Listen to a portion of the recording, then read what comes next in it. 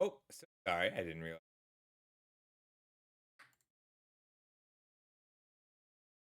Hey, Hatter. How you doing? All right, I'm back. How you doing, Hatter? Good to see you, bud. I do love this Rosie Bell cozy emote. I haven't seen Rosie in a while. I should stop by her. All right, let's play some Magic. Looks like the chat is on a short delay today, so I can see it in real time, but the stream won't see it for a little bit. I don't remember what I have going. I'm gonna play one game of standard, and then I'll probably try and do it with this alchemy deck. And then I'll do a normal draft. The alchemy is fun, but it is not balanced. I have it in real time, but it takes a little bit for it to show up on Screen Ranger. So I see it in real time. And you should hear me in real time as well. It usually means that Stream Elements has an overload on their servers, which happens a lot on Saturdays. So this is a standard deck I'm working on. It's been really fun. We're gonna try this hand, mostly because I need to see if this hand works. So this is a Regal Bunnycorn deck. The idea is that if I play a turn 2 Regal Bunnycorn, and then a turn 3 Invasion of Segovia, that turns the Bunnycorn into a 4/4. It can attack into Hiatus, and then I can play an Invasion on the same turn or hold up counter magic. Yeah, my main issue with that whole format is that so I want to try keep 2 mana up on their turn if I'm not deploying a massive threat. But the alchemy cards are like so powerful compared to other cards of the same power level, like at the same rarity. I want to get the threat down more than I want to counter this spell. But if I can get an Invasion of Segovia flipped, I usually win.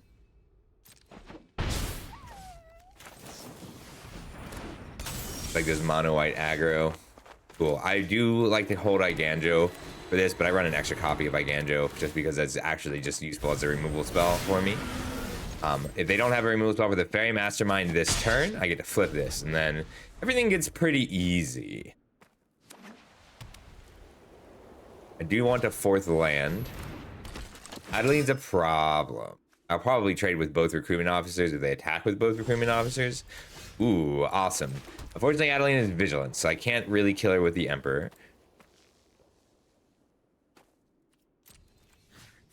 That's okay. We're just gonna flip this. And now all of my non-creature spells have Convoke, which means that I can Invasion of Phyrexia for 1, 2, 3, 4, 5. This is a good turn 4. And then end step, untap all my creatures. 1, 2, 3, 4. And now, even though I spent my turn generating 4 2/2s, I have Wandering Emperor and Make Disappear up. We'll just make disappear that by tapping 2 squids. Yeah, this deck's awesome. I've been really loving it. I never get to play the games out though, because once I go off, it's over. Hey, Quebec. Let's do one more game. I like having people here when I hit the mythic. How's it going, buddy? I've been working on this deck. I need to swap my basics. For some reason, the last update changed my basics out. It changed my default basic. So this is what I'm working on. A week from today is the qualifier weekend. So it's standard, so I'm trying to learn this format. This is one of the 3 decks that I'm testing, which is the decks I'm testing are this one, that Rakdos list, and then this Rakdos, and I don't remember the last one. Changed all my defaults, drives me crazy. Should be 1 and 4.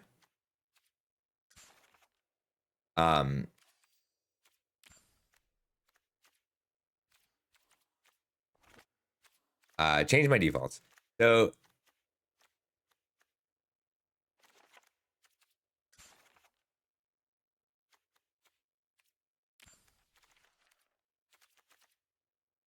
I need white earlier.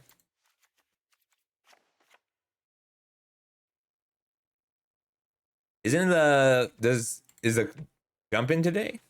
So my counterspell suite is most likely to change. My sideboard is gonna need some work. Like it is kind of just a placeholder sideboard right now. Denick is the card that is gonna get sided in most often. But like, I need to also scramble up my removal and counterspell suite.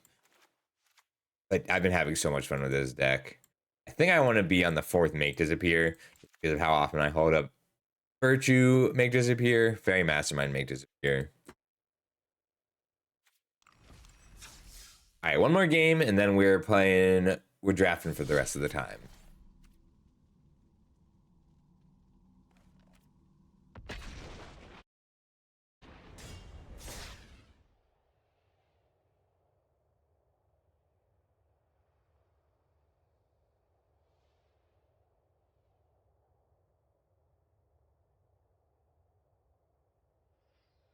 I've no.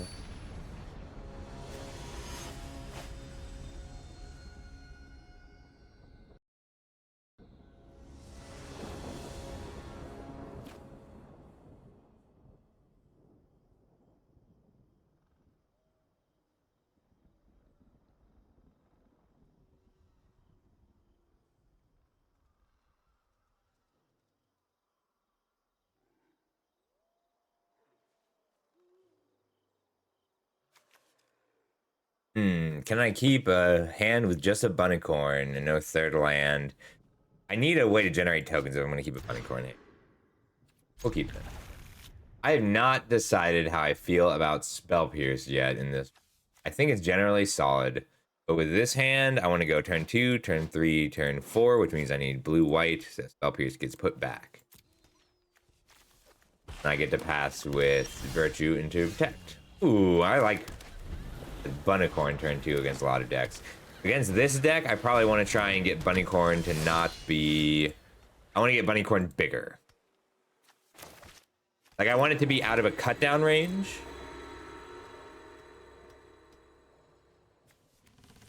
But holding up a Protect or a Virtue next turn is too good. I'm going to let this be a 1-1. I drew a spare. Bunnicorn is, like, a great tempo threat. It's better on the play because then they have to deploy their 2-drop, and I get to hold a protection for it every turn after that. I think Soldiers is a really good choice, Quebec. That deck you just really need to know. You need to know your deck. Ooh, a 3rd Bunnicorn. We're gonna pass and probably take a good chunk of damage.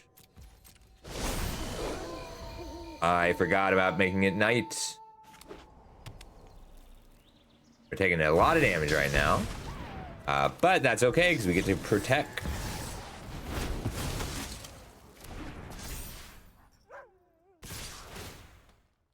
I could jump. I don't want to. We're just going to take this.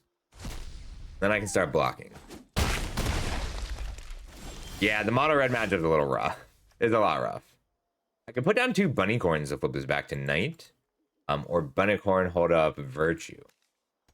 It might be a good idea to have Wandering Emperor. I think double Bunnicorn is just pretty good, though, because it makes them both 4. It's more, do I care about flipping back? I think I do.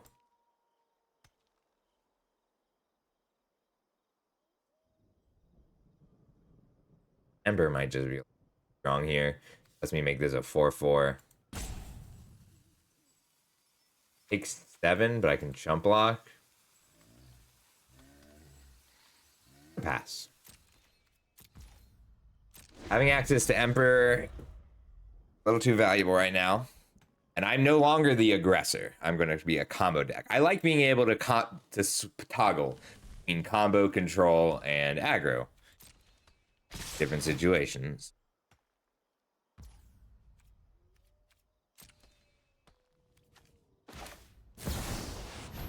I think I have to kill the Glutton here. I don't really want to give up any of my cards. I might just kill the Emperor, dump the Glutton.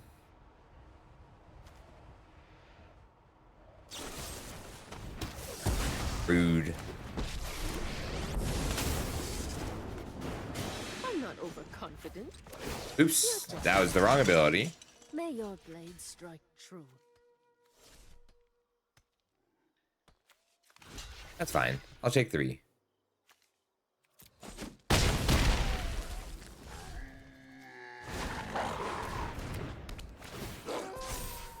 Alright, back to day. I can put down a bunny corn.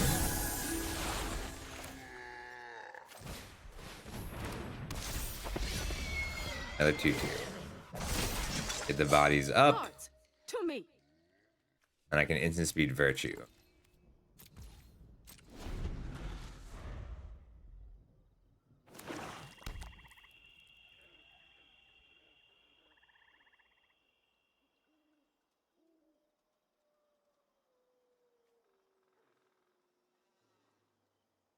Virtue's been a general.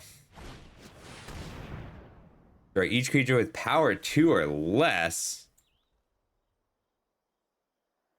Pretty good. Kix's command is a house. It's really good against me. I need counter spells. I didn't have any counter. I had protect.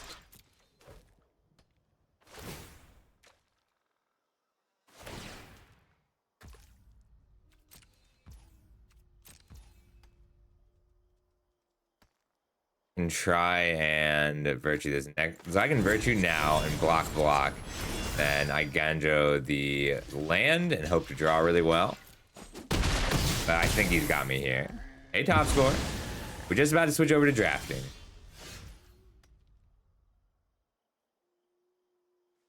So this kills me on attack. Yeah, they got me. I can. So I've been. Invasion of Segovia has been way too important in this deck. Just being able to turn 2 Bunnycorn, turn 3 Invasion, attack down the Invasion, and hold up a spell. It's been so powerful. Black-green has been... I tend to beat black-green on the play. Because if I can get a threat down before they sweep... same with all control decks. I tend to win against the control decks on the play. So I have an alchemy draft going, and it feels right to finish that first, and then we'll do regular draft. We're going to switch to regular draft as soon as this alchemy draft is done.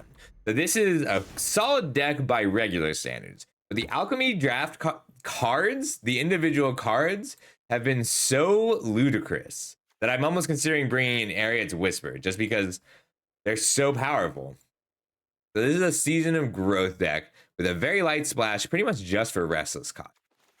We're good at ending the game with our like these cards are silly. They're so powerful. Steady Tortoise, Dragonic Debut. So like this is just a solid red-green Season of Growth deck. I ended up cutting most of the black cards. But with 4 black sources, I should probably be on one more. Also, this card is repeatable. Like, you can reveal this from your hand 4 times. Alchemy is cool, but the power level is so ridiculous that like you cannot count on your wins. So even though I like the cards in general, it's just hard to play ranked. I am putting my... Gotta change all my basic preferences back.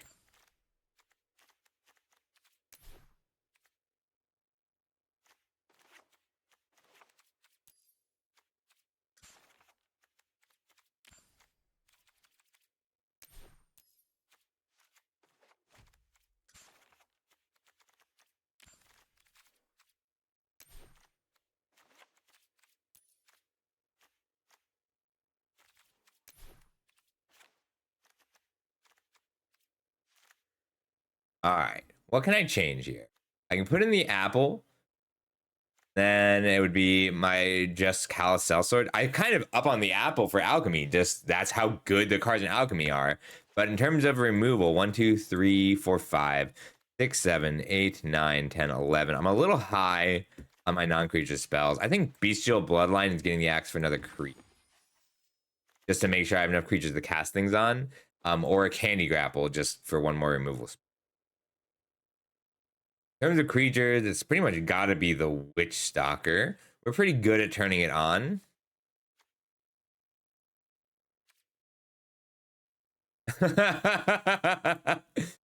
Oh my god, that is a Magic fundamental experience, Ranger. Could bring in the Whisper. I feel like the things people are doing are ridiculous. How many lands am I on? 17 lands and a Root Rider Fawn. I think I'll keep them. Either Bloodline, Candy Grapple, or Ariad's Tempting Apple. The Candy Grapple is a great card. I just don't want to be reliant on black mana. Because as is, all of my cards work fine without black mana. I do only have one card that makes a treasure, plus the dragon. Dragon counts. 16, 17 lands with a Restless Cottage. Magical.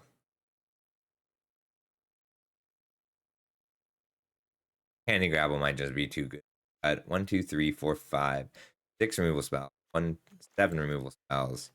8, 9, and 11 non-creature spells total. I should be on one more creature than I am. Witch Stalker might just be not bad at making it big. Just with my other pump spells.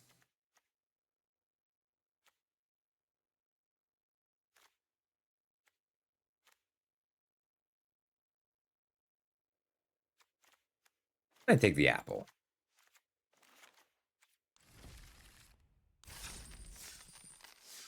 Like, so what so my losses are to a 4 mana 6/6 that leaves 4 power worth of equipment behind when it dies, which is just crazy to me.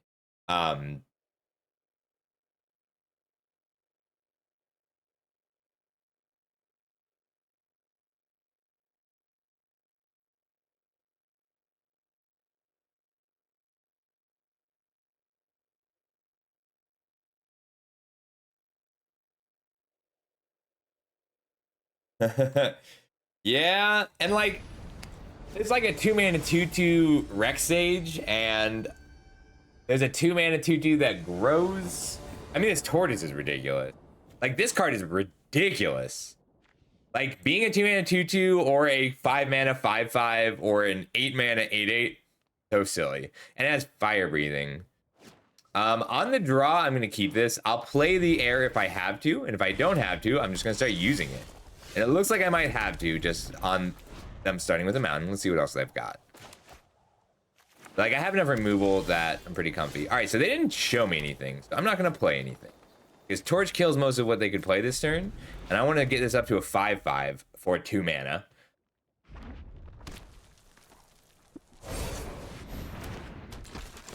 We're just gonna torch this now.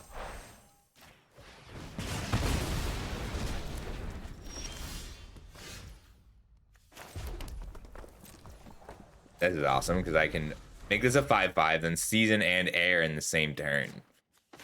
Start scrying for more creatures. Like, this is instant speed and permanent.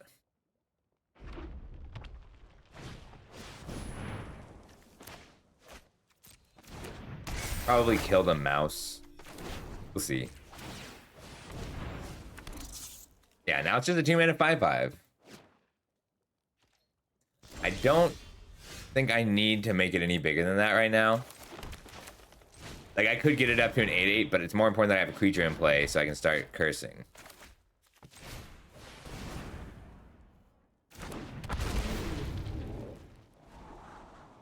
Ooh, I like Gingerbread here.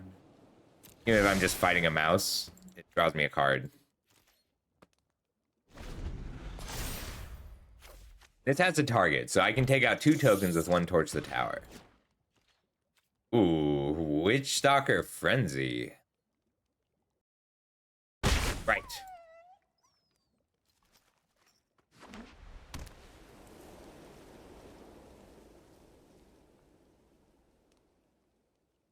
You got it for me. Scooped up.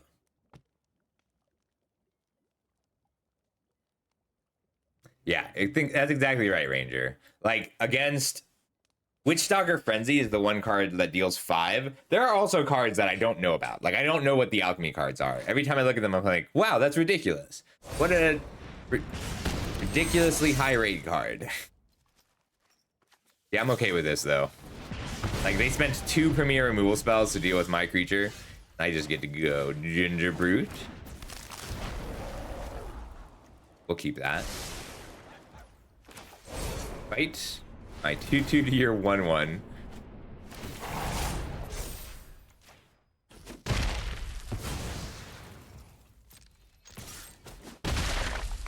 And I can torch to effectively neutralize this Nice. Yeah. All right, that should put us to Mythic. Let's see where we are in Mythic. I'm pretty excited that I got to stream Limited today because I can't, once I'm Diamond 1, I can't play any more drafting.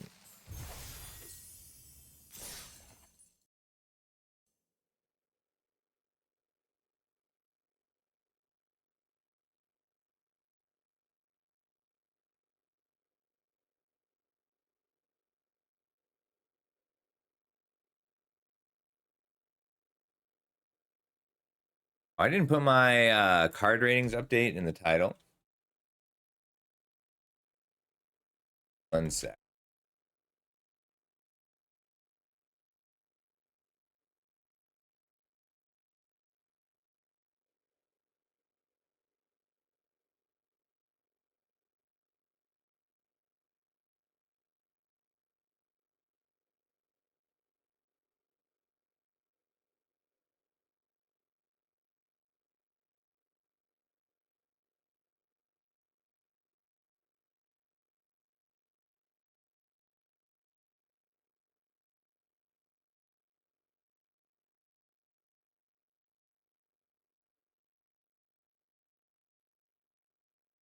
All right. Now we have an accurate stream title. Hey, Bocon. Like the problem is top score is here. So we are playing Alchemy today. The thing is, you are incentivized. The reason Wilds of Eldraine on its own is such a fantastic set. It's one of the best sets. Like, it really is amazing. And that's because things are so balanced. Like, this is a great card. It really is. But it's not broken. It can miss. This Witch's Cottage, great card. But, like, the Alchemy cards, it ends up being correct to just force them into your deck. And I do take slight issue with that. I could put this down. Okay, actually, I'm definitely putting this down. I was on the fence about putting this down, because you usually want to try and get 2 cards out of it, but making this into a young hero is just backbreaking for our Riffy opponent. I don't point out how to break it, though. I point out how to work within it. So, like, the difference is the singular cards are entirely too powerful. So, like, if you look at, like, so this set has a spell that's red X, deal X damage to any target. The existing Wilds of Eldraine uncommon version of that is red X, deal X damage to creature or planeswalker. Like, those are drastically different cards. There's just not the same amount of time put into balancing those cards. And they're incentivized to just make the cards as powerful as possible because they want people to craft them. We're gonna just respond. In case they play up an island and a counterspell. Yo, that's some good hits. I'm just gonna put down my dragon this turn. The next turn I can fawn and cut in. I'd really like to get a treasure so I can cast some of these. Hey, Ert, how you doing? Oh, like this card. So X damage to any creature, and my next dragon spell costs X less. It's pretty damn good. It looks like a Kellen's Lightblade, but the only thing I have to bargain is a glass casket. So we're going to just attack first.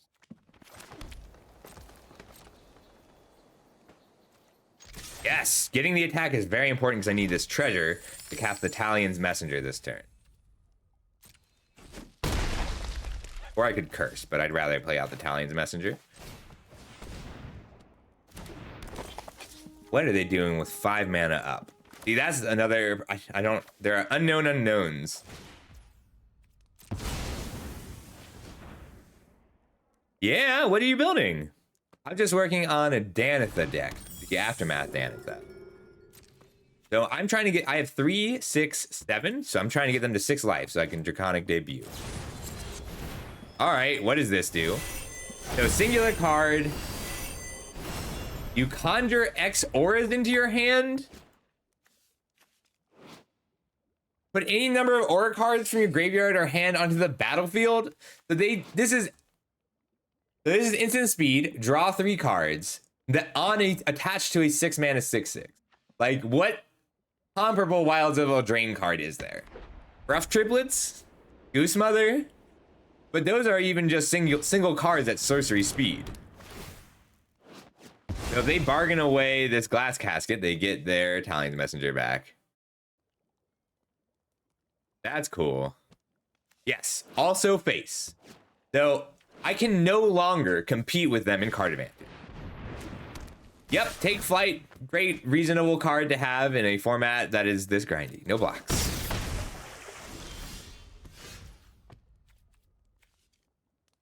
I could wait. Let's see what they got. So they got a Take Flight, Daggering Insight. They didn't get a big lifelink card.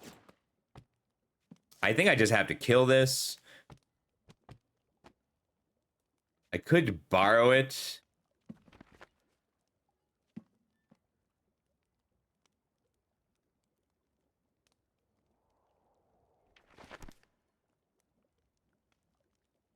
All right, 4 puts you to 12. I do have to kill this. Matter of how I kill it. We'll fight.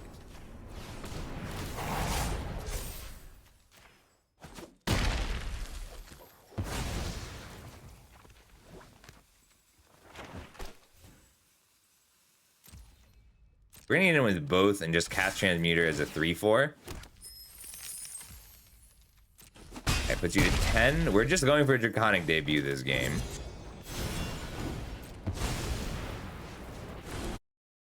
That's cool. I like her. So if they play this and it's huge, I can apple it for the win. And if they don't, I've got Draconic debut for 6. So they're an effective 4 life. Maybe I should put the monsters roll on the Fawn. No, I wouldn't have won the fight. Take Flight is a great card for Brothers War.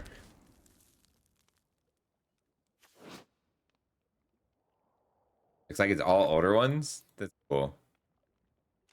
Like, this is a cool card if it's just an instant.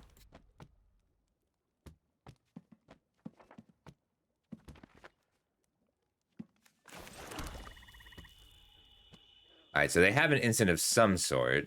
We're gonna see what it is.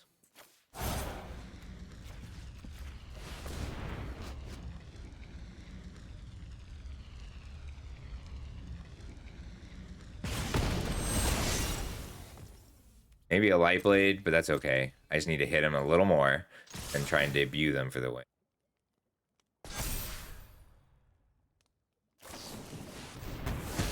Okay, okay. And exile, we'll pass. They play a big creature, I'll apple it. They don't, I'll debut them through the face. But I need them to tap out because I'm assuming they have a counter spell. All right, you have a 6/6. How big are you? They don't have an ice out. They could have a spell stutter. All right, the old 10/9. So this is just a 6 mana 10/9. That's first strike and 6 mana 10/9 with lifelink. Can't be blocked. All right, so we'll play around a spell stutter here. Yep, so this is exactly why I put the apple in.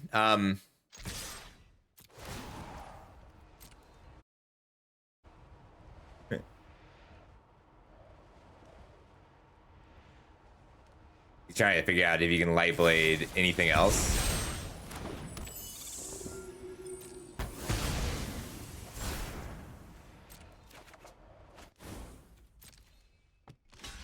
Block here, they take 2, go to 6.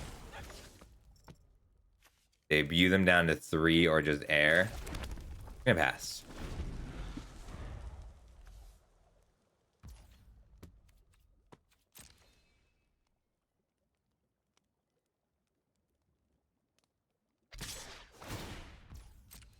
Like when all the cards are so powerful that they change the game state on their own, it creates a game of luck. Who can draw their game-changing cards first?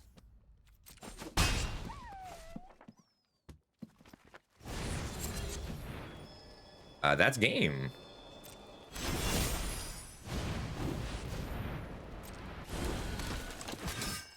Good game.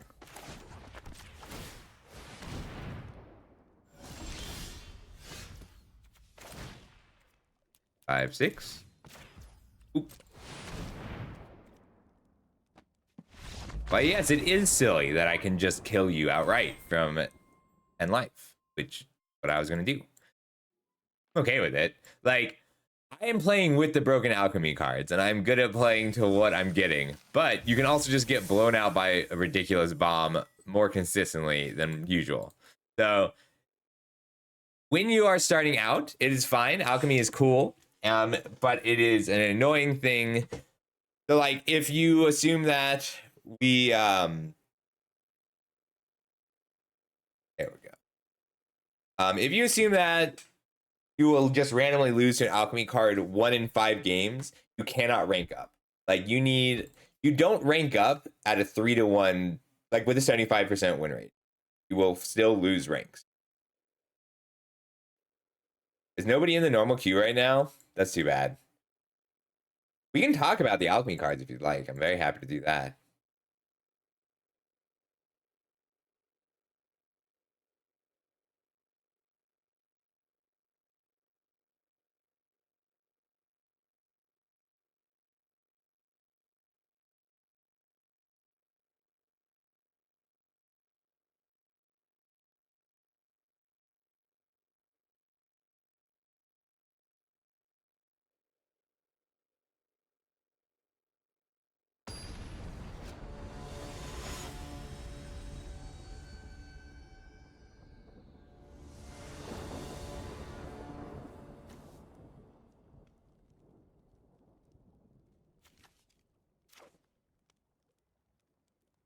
Yeah, we can keep this. We have our tortoise, which is we have a high enough percentage of our busted alchemy cards to keep this hand. Okay. Look at this thing.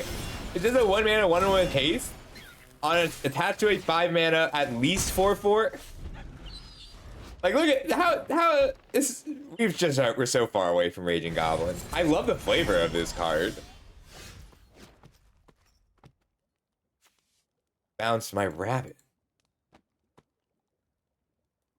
I think I just want this to be a 5/5 with a wicked roll. Overcooked. Players can't gain life. Celebration make a food. If 2 or more non-land permanents. Celebration. Wait. At the beginning of your end step, create a food token. And if 2 or more non-land permanents enter the battlefield on your control this turn, instead conjure a food fight. So you always get the food, but celebration is a food fight. What the hell? All right, fine. All right, well, I can no longer play 2 toughness things. Wow. But, like, how am I supposed to beat all of these mythic rares and limited without very specific answers at just the right time? Like, a food a turn is worth a whole card. But a food a turn that also is a shock? It's just so difficult. All right.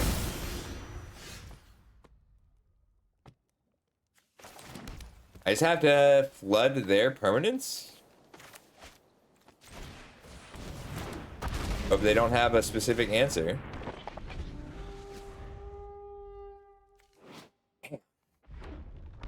3 mana, generate a real card every turn for the rest of the game. Whew.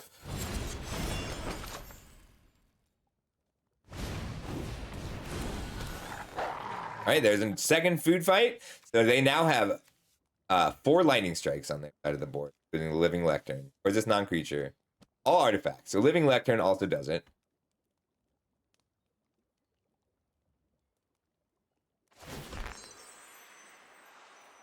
Ward helps at least with the tortoise. Alright, you have 2 food fights. Ridiculous, but okay. They are now holding 12 damage on their side of the board for free. Off of this one card, and I cannot gain life. Oh, they can't eat the food. That's good at least. They have to fling the food. I think alchemy cards are a nice complement for constructed decks, but like, all of the alchemy cards end up having fairly ridiculous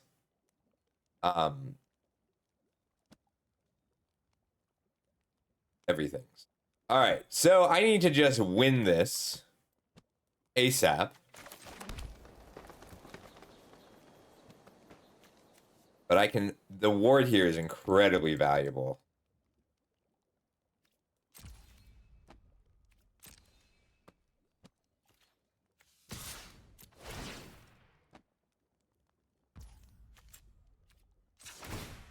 Yeah, I just have to race him. That's where we're at.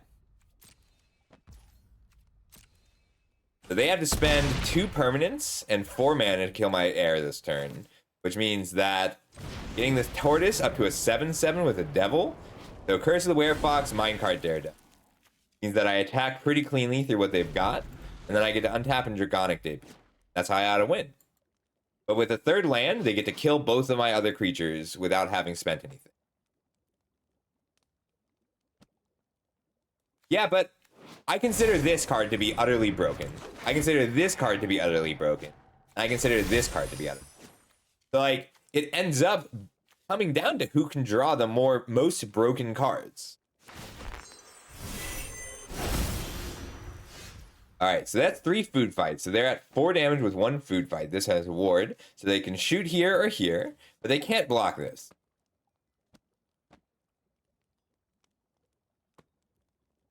I really want this to have trample. So if I can get this up to a 6/6.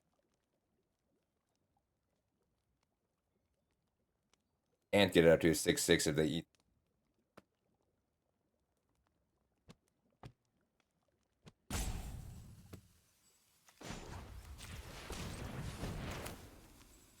Like, the thing is, I'm complaining a lot, but I am having fun right now.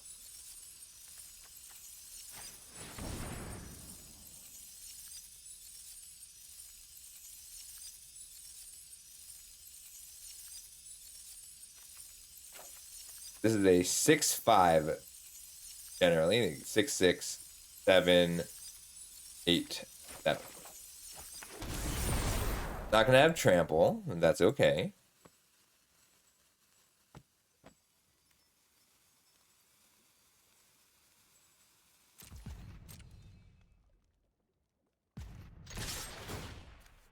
Four, 8, 12, 16 damage from the food fight. They're taking 12 here. Blocks.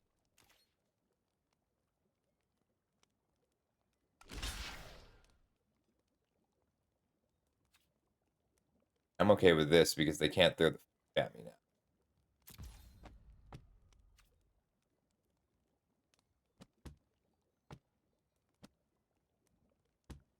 Am I dead? So they can get this up to 5 toughness. Then they crack back for 2 here. They throw 4 damage at me. 8, 12, 16, 20. But they don't have enough mana. So if I can make them eat this...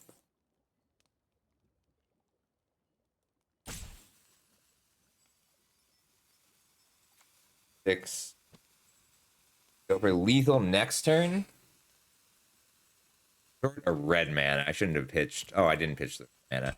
All right, so Minecart Daredevil here means that they have to eat a food to keep the scavenger alive. They take 6 and they die next turn. So they have to go for lethal. So they shoot 1, 2, 3 at me. They can only shoot 3, 4. They can only shoot 4 total foods. That's 16 damage. So as long as I can prevent a little bit of the damage, it is worth the Minecart Daredevil. If they counter it, that's fine too, because they're not throwing a food this turn.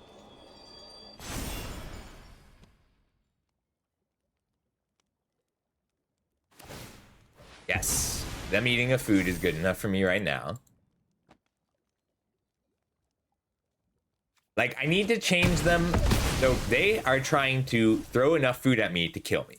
And I need to switch things so that... I think I just want to kill the living lectern. 1, 2, 3, 4, 5, 6, 7. So I am just short. Oh, put them to 6 though. Okay, yeah. I need to incentivize them killing my heir over killing my fawn. They can't gain any life.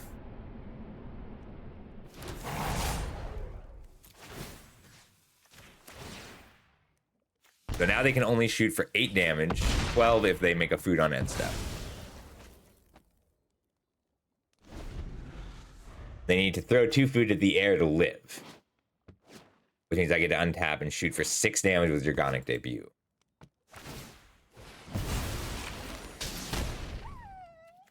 Like, I'm beating the Busted Alchemy cards with Busted Alchemy cards by nature of me drawing 3 Busted Alchemy cards. They're 1 Busted Alchemy card. So, like, I am playing this well, but also, this is a, Alright, they don't have blue mana anymore. 5, 6, 7? 3, 6, 7, yep. Alright, so I did have it even without the Wicked roll.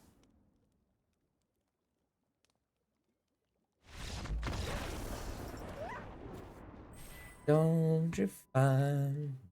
Like, you really want to take... I think you want to just aggressively take Fixing so that you can play... Like, I think the 5-color piles are going to be the most powerful decks you can play in this format because you can play all the Alchemy.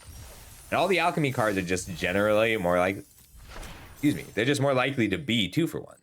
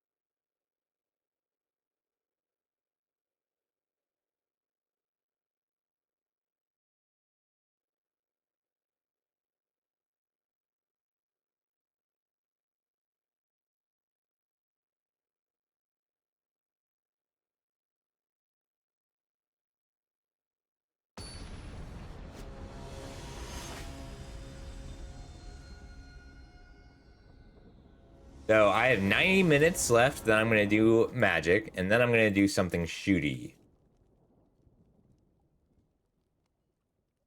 So I can either just lead on the Ginger Root, or I can put down a Grand Ball Guest first, and then use Grabby Giant Ginger Root turn on Celebration turn 3.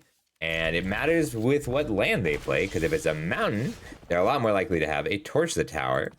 But actually that draw changes everything, because now instead I just go grab it. Because having this in play on turn 1 is crazy. They don't have a Torch the Tower. It's just valuable information. Yeah, I would do that top score. I always like it when people request stuff like that.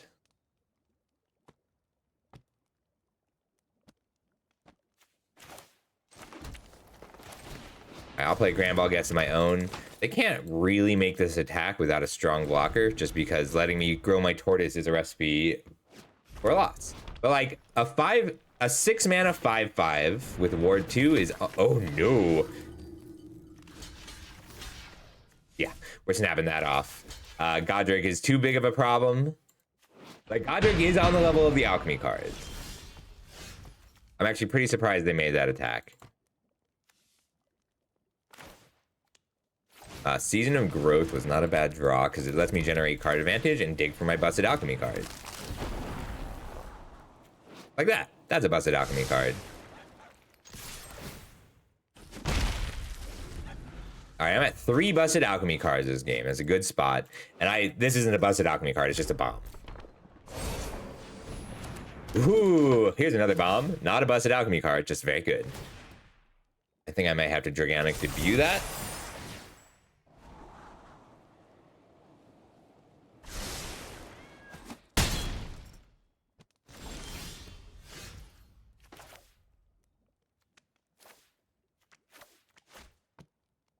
They could Monstrous Rage, and that's backbreaking.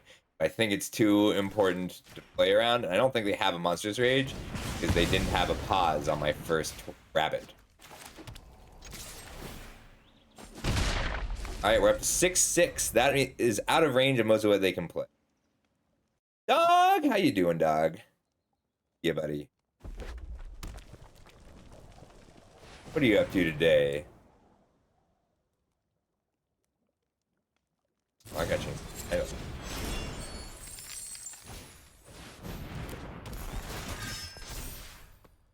They want to scry badly enough to sack a treasure or a sorcerer roll.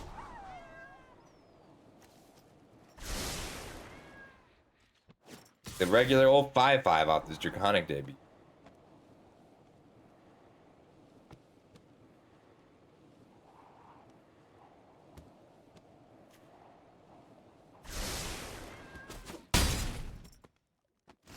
We are now the control deck. See if we can get.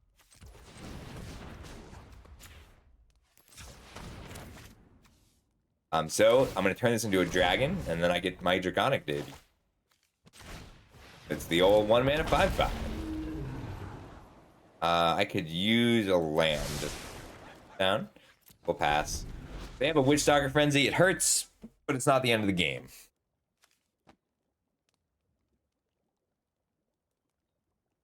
It might be the end.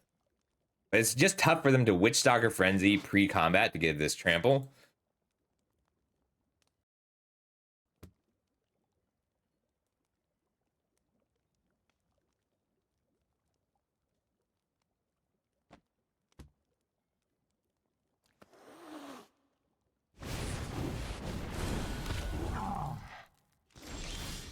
Yeah, all right. Attack halted.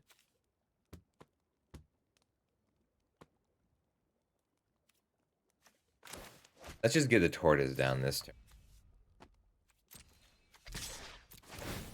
I could hold this back as a blocker. This is a slightly dangerous attack, but they don't have a cooped up currently. And just, you know, 7/7 that already traded with a Godric. Pretty good.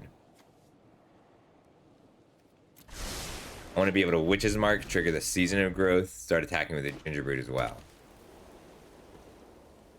Alright, so they just do this plane. So unless they've been holding the cooped up very intentionally. I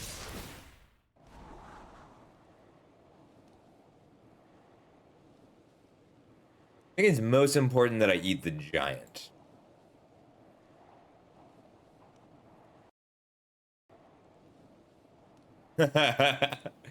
It is a very aggressive card, but like you can run this in a red-white celebration deck pretty cleanly. All right, so if this is a Monstrous Rage in hand, I need to block so that Tortoise doesn't die and that I don't die. But I don't think I can block so that I don't die, because I'm taking 8 here, and it's 9/10 no matter who I put the Gingerbread. So I'm not going to worry about it being a Monstrous Rage. But like they would have had to draw it last turn, re-scry.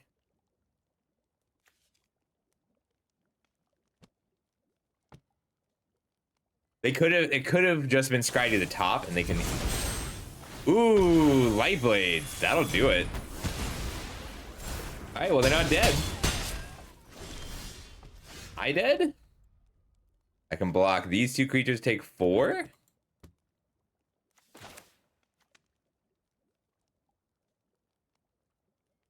By Witch's Mark, I am saying that one of my next 3 cards is a.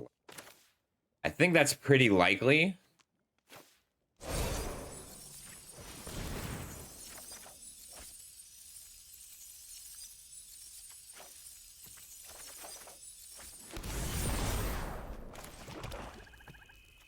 I just need the second blocker. If they top deck a removal spell, I die. Or if they top deck an auto celebration trigger, I die.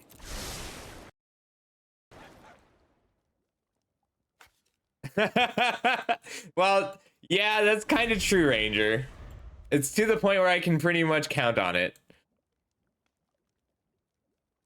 I'm going to start attacking with the cottage because it gains life. But if they top deck a removal spell, I do die. See if they got it. Doesn't look like they did because they're eating one of their own lands. All right, 6, 7, 8, 9, 10, 11 is what I have with the air right now. Oof! They had it. Good game. What a draw! That was good. They dug for their out and they drew their out. And we lost 80 rings? That's not terrible. Yeah, because we won 3 games and gained 90 rings, and then we lost once and lost 80. All right, I promised an alchemy draft, but we're gonna play a regular draft. We're gonna do an alchemy draft and a regular draft, and I'll play the better deck. Because I'm not. Your alchemy deck has to be pretty damn good to rank up at Mythic. Just for you, top score. I hope you're here.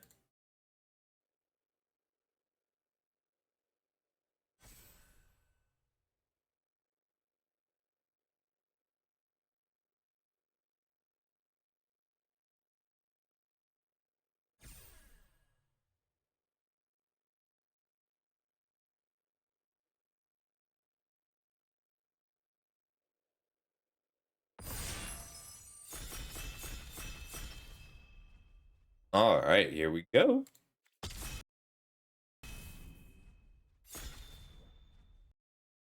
You just put in a big order, Hatter? What deck? All right, new card. The Conundrum of Bulls. Seek a card with mana value less than the number of cards in your hand.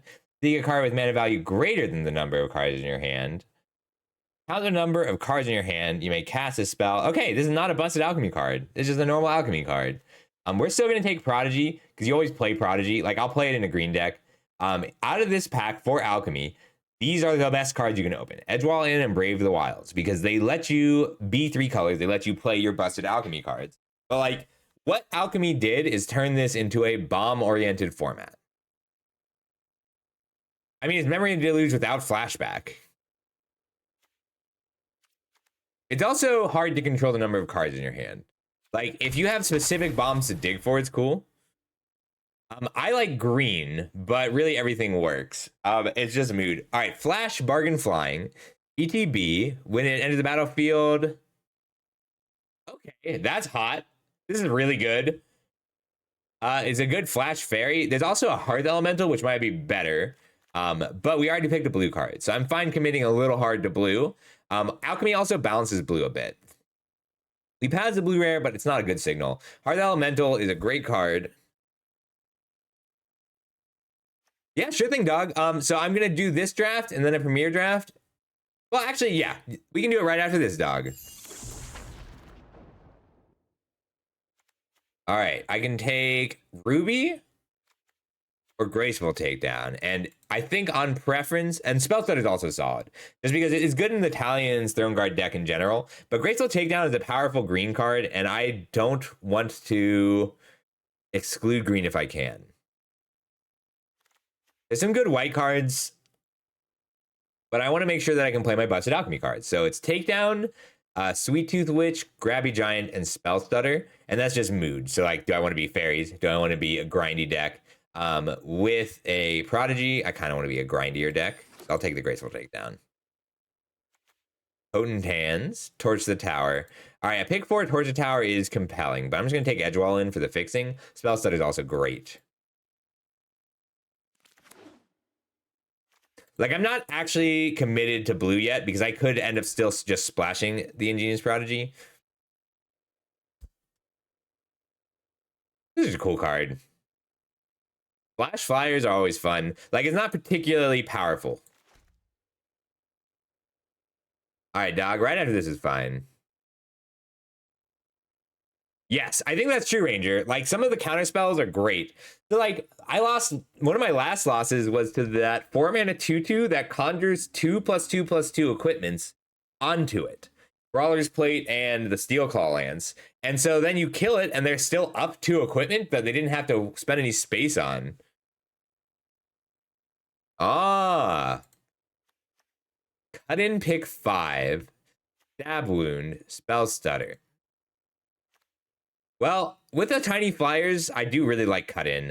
I think it's even better than torch in a lot of the blue flyer decks. Spell Stutter is also excellent, and I want it, but cut in is going to be just much harder to get. So we might be blue red, we might be blue green. Stockpiling Celebrant is late enough that I'm looking at it as a signal. Canny Trail is solid. I'm gonna take the Celebrant because this pack is just weak in general.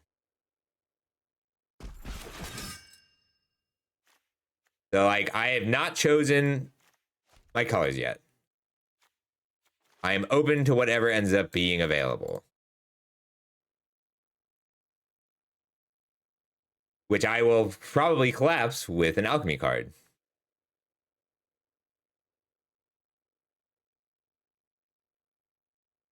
I like that.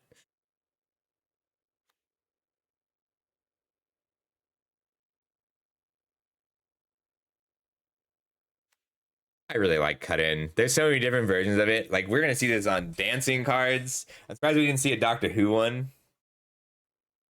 Good thing top score, I'll get it playing next.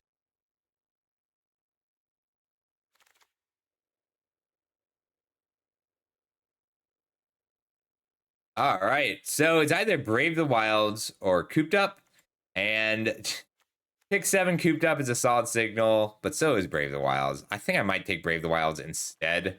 That was a little bit crazy. Yeah, I'm gonna take Brave the Wilds. I think it's just too important to be able to play the busted cards you open. Bellsworn Coven if I end up fairies.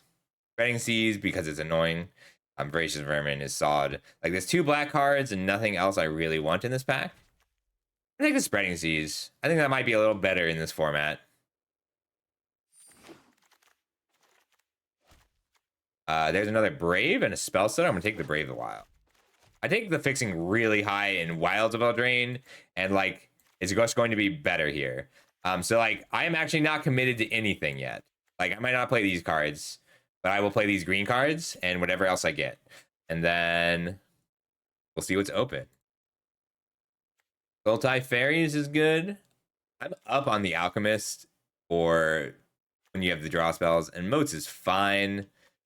But Dream View is just solid. And Fairies, Sultai Fairies is cool. It's a good deck.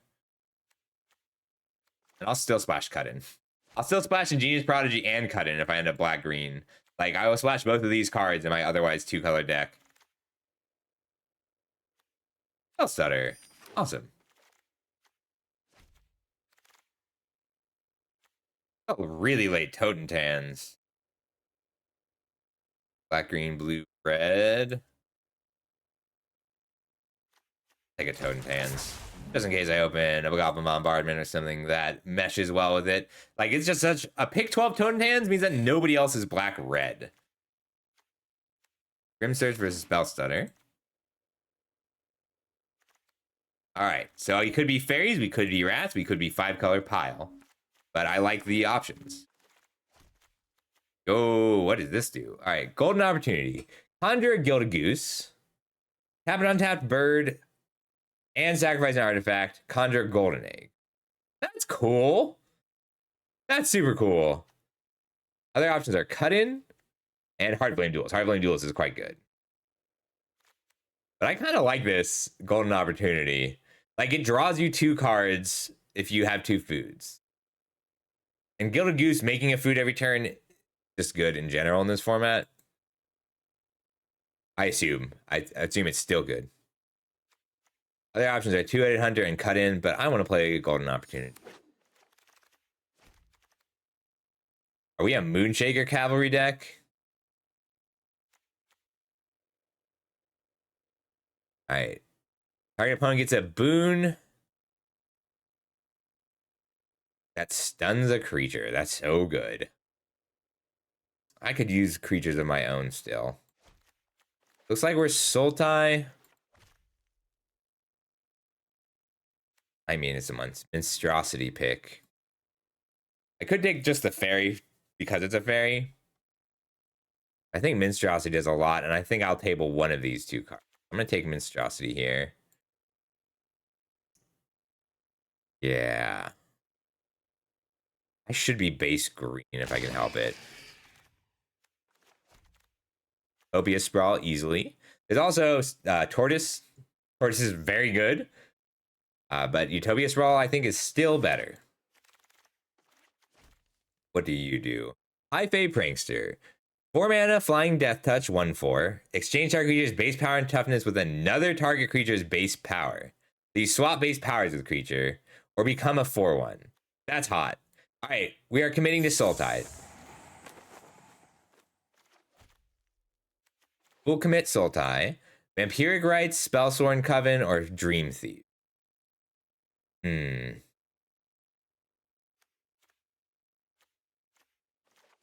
Albrand is out. Gooch. I'm in the right spot. All right, Vampiric Rites, Spellsworn Coven, Dream Thief, Disdainful Stroke. Pretty interested in Disdainful Stroke, but I do already have 2 spell studies, and I think I can table it. Dream Thief or Coven are going to be the picks. I'm going to take the Dream Thief. I really like Vampiric Rites. I will get something back out of this pack, but it would appear that blue and black are open, and we're going to be Sultai Fairies. I wonder if I can get any other birds. Could use a Shatter. Curse of the Werefox is a little weird with fairies just because it's all 2/2s, but the rolls are valuable. Conceited Witch has also just been great for pumping these up. I'm short on real removal though, so I'm going to take Shatter. I would take Curse if I had 2 drops that could fight, but I don't. Curiosity just great in Fairies deck, so is Ginger Brute. Prism's solid for me. Opus Nightmare, awesome.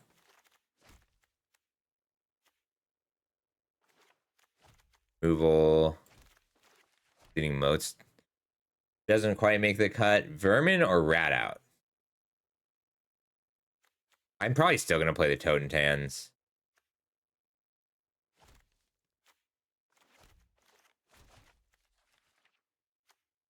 And probably the cut-in too. Totentans is less likely to see play than the cut-in. I'll take the Voracious Vermin though.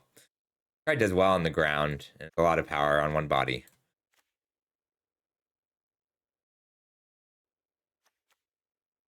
Yes. So I like it if I can get a bird. But I like Gilded Goose. Like, they don't want to kill Gilded Goose if they can help it. Reaper. What goes with the Reaper? I don't have a lot that goes with the Reaper, so I'm going to take the Quick Study. Candy Trail is tempting. I take another Quick Study. Come to the Cold is okay. I'm going to take the second Quick Study. I'm going to play as much of the game as I can on their turn. So I'm going to look for cheap creatures and flash creatures.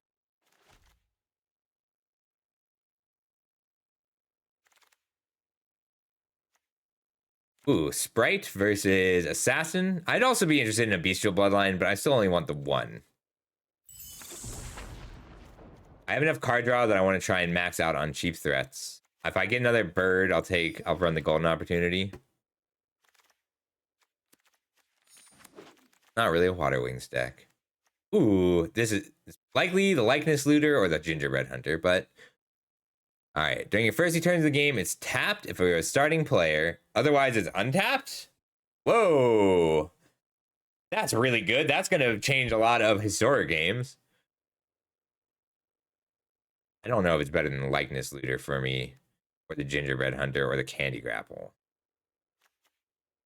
I might be able to table the Likeness Looter. All right, 1, 2, 3, 4, 5, 6 great cards. So I will only get 1 card out of this pack that I want. Likeness Looter is a beast.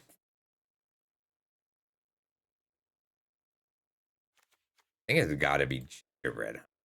Not about that. Just too good.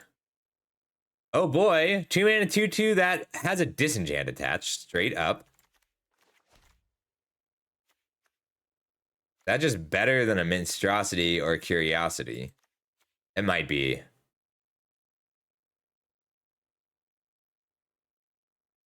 It is like Forsaken Crossroads. Well, like, I think it's better than Forsaken Crossroads, especially in limited. I think the little pig is a little too strong. It's really good. Like, it's instant speed, so like they can't even attack with rolls or use a guard change. And Curiosity is a card I'd like, but it's not a card I need right now. I have enough bargain for hatching plans. I can probably, you can count on picking up 2, and I've only got 2 Brave the Wilds right now. That's not quite enough. I'd still take it if there weren't a Stormcloud Vanguard, which I just think is great. Or an Evolving Wilds, which is also great.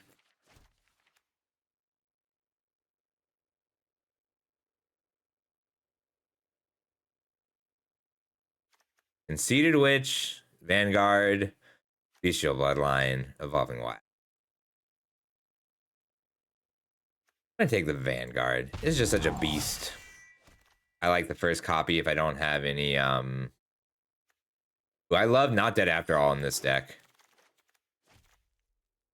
Got a lot of good things to pick up, and that makes Dream Spoilers a lot better. Ooh, Hearth Elemental though. Can I make Hearth Elemental fit? I've got 4 sources of fixing. That's not quite enough. Also, there's no more birds. This golden opportunity was a mistake due to a lack of birds. Would have liked a Candy Grapple. I regret not taking the Candy Grapple. I'll take the Tome Seeker. I'd take a removal spell if it weren't Shatter the Oath here. Late Battle Mouse. Normal Tabby. I like Living Lectern in the Fairies deck just because having an 0-4 blocker that puts a roll on one of these is nice. Gracious Vermin is just a good card. Those Return from the Wilds. Might be a Return from the Wilds deck.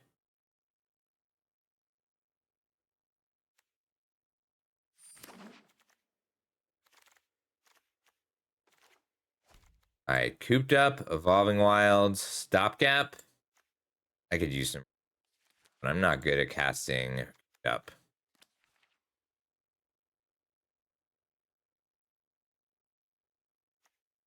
I'm gonna take the Wilds. Bellsworn Coven or a Barrow Naughty. I could use another 2-drop. Coven's solid here, but I think the Naughty is what I'm looking for, and I have enough fairies for it. I did get the Season of Growth back. I've got Not Dead After All, Curiosity for 2, Graceful Takedown is 3, Shatter is 4. Little low. Might just be Lectern. I've got 2 good adventures. Take the Lectern. I love Season of Growth. Not quite there. Taking no Beer's attendance in this deck. A good flyer. I like the Bloodline with my 3 1-drop flyers. As much as I like the Snare Master, Bloodline is kind of just what I'm looking to do. I'll play a rat out. All right, I gotta make some cuts. We're gonna get Spreading Seas out of here. Make the cut. I could probably run the cut in. Aspic Dragon Mantle.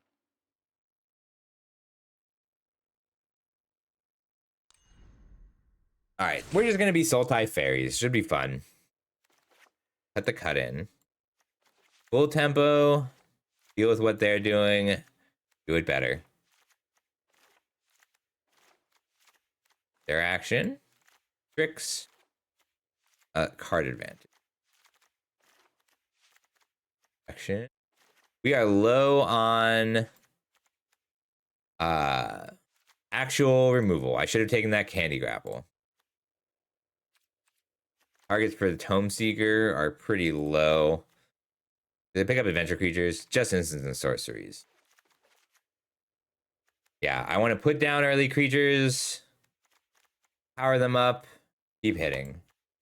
Prodigy's a good late game. I don't need the Lectern. I've got enough 1s and 2s, and I have you don't need 2 drops in this format. You need interaction on 2. So Spell Stutter and Bloodline count. 4s. Pendant Hunter. No, that's good interaction. I can cut 2 lands as long as I run enough green. So, that is 9 green sources. 10 would make it a little more comfortable. I think I can cut Return. I'm just busy on turn 3. 2. Pretty even on blue and black cards. We have 15 lands with 3 additional sources. So essentially 18 lands. I don't want blue until a little later than I want black. So we're going to go down an island, up a forest. And I know it seems like I'm not running enough blue sources, but I'm actually at as long as I have a green source, I'm at 2, 3, 4, 5, 6, 7 blue sources. 3, 4, 5, 6, 7, 8 black sources. 8, 9, 10 green sources. This is a cool format because of that.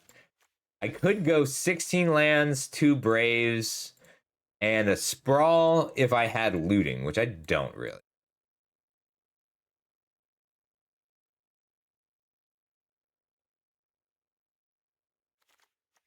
Eight, 9, 10. I can go down to 9 green sources. A little risky. Hey, Duo. Good morning. How you doing today? Might be Hopeless Nightmare. I took out most of my bargain cards, so I'm a little less interested in it. It's nice because it's a 1-mana interaction spell. 2, 3, 5. Maybe just Rat Out. I don't know how many X ones remain to target with Rat Out. Alright, so here's one deck. Did you want to do your coaching now, dog?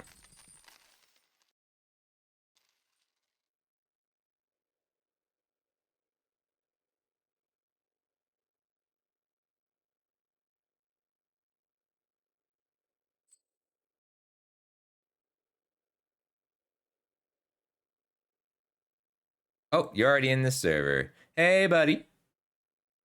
I'm gonna slide you up to player meeting because it's easier for me. Yeah. Alright, if you want to go ahead and stream, you're gonna have to start your stream again because I moved you. It's very rude of me. I don't feel bad. Alright.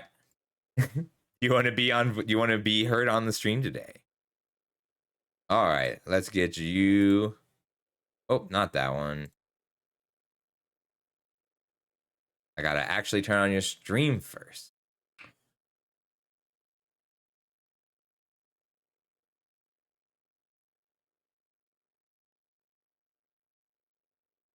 Cool. That's great because I know it better.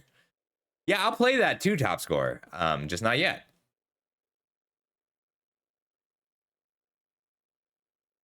That deck was fun. That's my style. Why can't I watch this? One sec.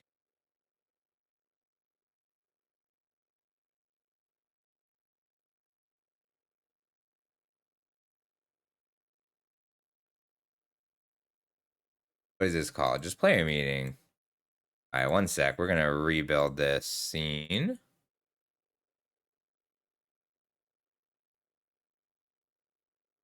Tell me when it fires. Anything you want to work on today? I think we just want. Yeah, that didn't used to be the case, but it's just been so difficult to get lately. But is there anything you feel like playing today? There we go. All right, so this is a little bit of coaching with dog. All right, so Viper is good if you want to be a red-blue tempo deck. If you want to play green, we can do the tough cookie, and if you want to play black, we can be stab wound. But like this is there's just low competition in all of these, so like you can draft according to your style. So how aggressive are you feeling? Yeah. Cool. All right. So we're going to take the Scouting Viper then. So Scouting Viper is a cool card because like the bounce is, relative. So we can be Teamer Tempo and take the Utopia Sprawl, or we can just take the Cut-In as the strongest red card. That leaves us committed to red, but not anything else. And if we take that, we are likely to get a card we want to play back out of this pack. Their Ginger is efficient. Utopia Sprawl is the best card, but it doesn't go that well with the Scouting Viper.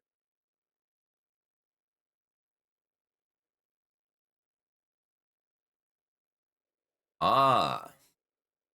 Yeah, I have seen you do pretty well with the aggressive deploy decks. Like you want to keep putting out creatures. Ooh.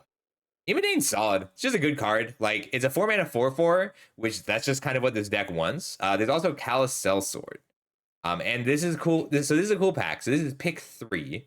So we want to keep an eye out for pick 10 because we'll get to see what's open. There's 3 blue cards, 3 green cards, 1 red card. We're not committed yet. Scouting Viper does not commit us to blue. It just commits us to red. Ooh, I think this means we're going to end up going green because Ruby and Red Tooth Tracker, our Vanguard, are both great in this deck. And it's pretty close. But you have 2 4s. So let's take the Ruby. Yeah, pick 4. Ruby is great. Yeah, it does. Frolicking Familiar is a great card. So is Curse of the Werefox. Um, so we're looking to be a Teamer Tempo deck, I think.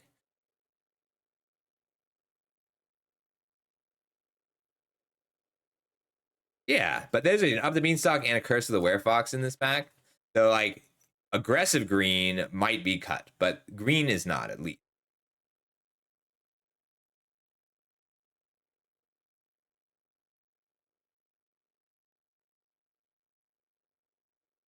Yeah. Like, Up the Beanstalk is fine because it triggers itself, too.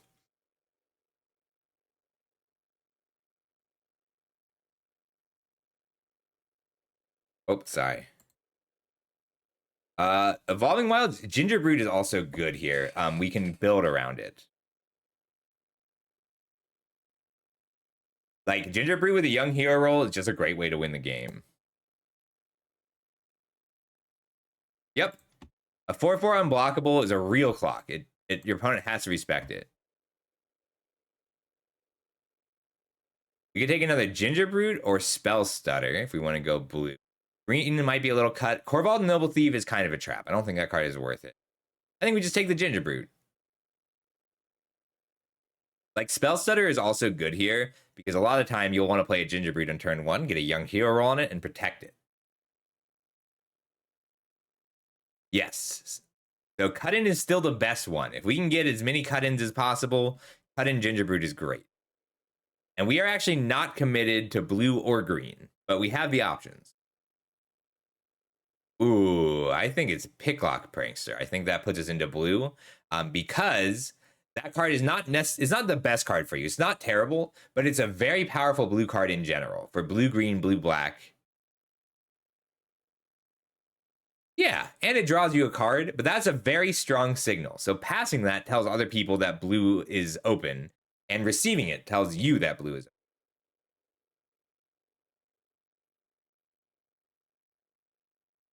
A really late Sweet Tooth Witch, Ferocious Werefox, and Return from the Wilds are both good here. I think we just take the Ferocious Werefox because while they're both good green cards, they work in different styles of decks.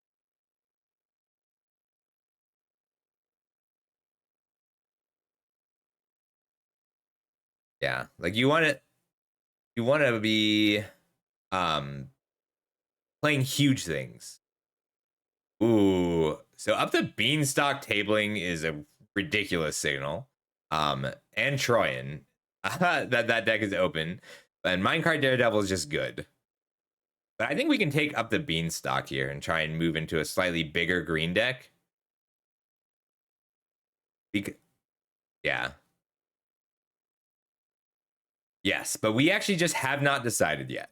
Like that, we are at a place where we haven't decided.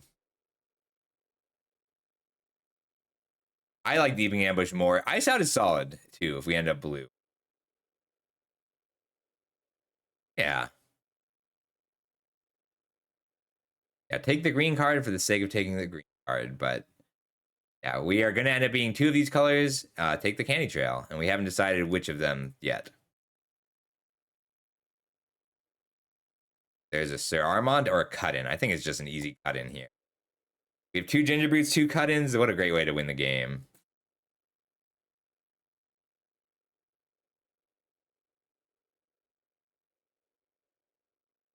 I like this.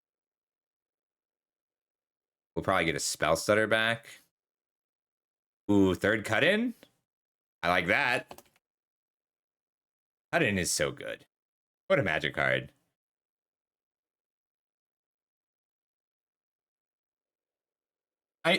Yeah, I mean, it kills most things, too. Ooh, this is a great deck for Into the Fey Court if we want to be blue, or we can move into white for the Princess Takes Flight, but I don't know if we want. Uh, yeah, take Into the Fey Court then, because what that does is 5 mana draw 3 cards is almost good enough by itself, But 5 mana, draw 3 cards, make something that wields a young hero role is really good. Oh, we're doing a bit of coaching right now. Oh, you're good. We have Raid Bombardment. We could take the Unruly Catapult and try and swing a Curiosity, but if we take Raid Bombardment, it puts us towards the kind of flyers that we've already been drafting. So like this says we're going to be a very aggressive low to the ground deck, and instead of having top end plays that, close the game, we want our top end plays to be cards that draw more cards. So we'll keep our curve a little low and take this Raid Bombardment. And I think we're going to be blue-red unless we start getting really busted ways to trigger that up the beanstalk. Hey, Kokodon. We're just... Well, so Splashing Green's a little awkward here. Okay. Apprentice's Folly is hilarious and cool. But I think it's between a third Ginger Brute and a Bitter Chill. I think we need the Bitter Chill. I think we take Bitter Chill here. Because if we take the Bitter Chill, we have a way to deal with Hamlet Gluttons and other giant creatures. And it's awkward in that it's not a instant or sorcery, but we have a very specific non-archetypical game plan. So I like this Bitter Chill a lot. We could do a Ginger Brute, but if we're going to get a pick 5 Ginger Brute in that direction, we're the most aggressive player at the table, and that's a very good place to be.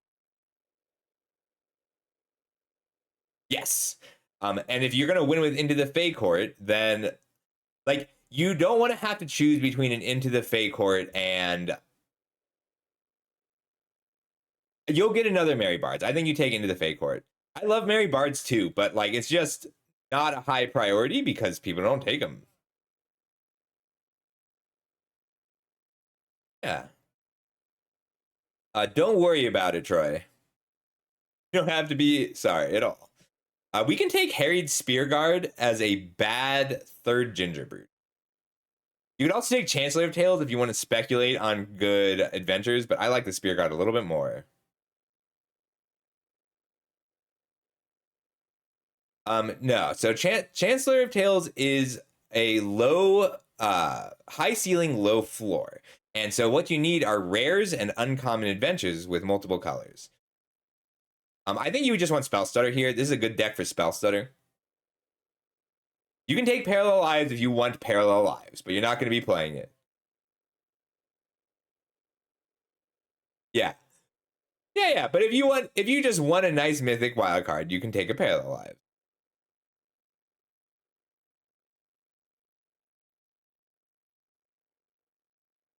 Ooh. We might want the Snare Master Sprite. Spell Stutter is pretty good for it. Let's grab it.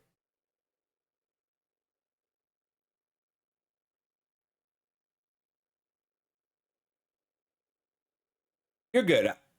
We do things a little bit custom. So if we are gonna yes. I like Lectern, so we don't want to have to play Lectern, but we're short on 2 drops, so leave it in for now. Like, when you win in the air and with Ginger Brute, it holds things well. We take a Coral Smith, but we're not going to play it.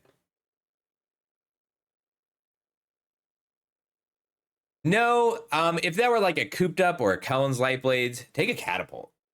Catapult does what the Living Lectern does, but better. And we want Curiosities anyway. I think we take Picnic Ruiner here. We don't need to splash it, and it's just so good with our other ways to grow things. 2 Into the Fey Court is kind of enough. We could end up running a third, but there's a lot of 5s we would take instead. The last 2 Spell Stutters both tabled, and we're functional without a third one. Yes, and I also think that Ruiner is fantastic. I think that's a very good card in general. Yeah, but Spell Stutter is fine as a 2-mana counter a spell, and Into the Fey Court also makes a fair.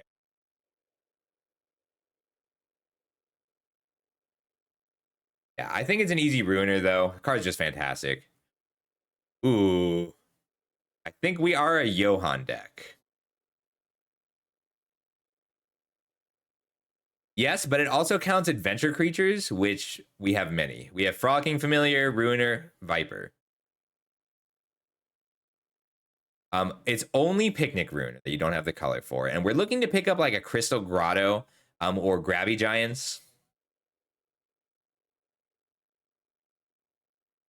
Like Johan just, yes, he holds the ground while we win in the air. I think we just want Edgewall in here. There's also Curse of the Werefox, but Edgewall in is, oh, yeah, I mean, Up the Beanstalks have been available, but the creatures have not. We haven't seen like any Hamlet Gluttons or Stormcloud Vanguards. But, like your deck's pretty much done, so we're gonna be wow, late Archon, very late Archon. Card is a bomb in white. There is also, I think it's gonna be Merry Bards.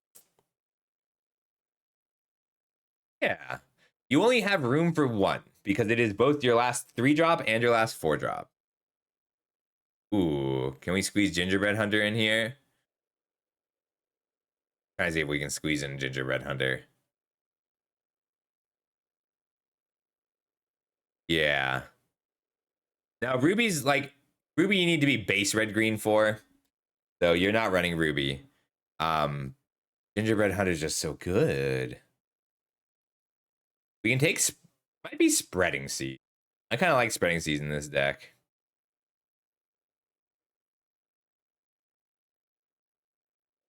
So like when you, ooh, Quick Study. So Spreading Seeds is good in aggressive, right. But we're happy with Quick Study here. So the reason Quick Study is good in this deck is you have Spell Stutters. Good thing, Troy, I'll get it up in just a sec. Grand Ball Guest is a great 2-drop.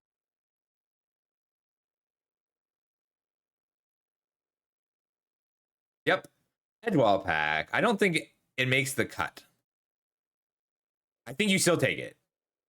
It is. You can take another Merry Bards, but yeah, you only have room for one Merry Bards anyway. Yeah, that's fine. You can take a Grasper a night.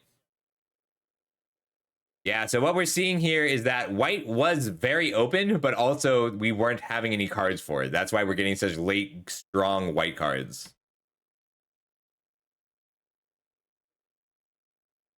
Could also splash Bestial Blood.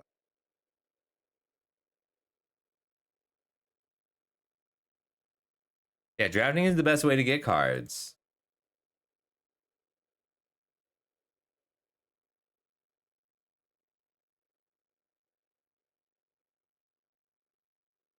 Ooh, Spear Guard is a gift. It's platinum is above gold, but you have been diamond before. Take the Spear Guard. Take the Spear Guard. Yeah, you actually want to run that. Wow, white is so open.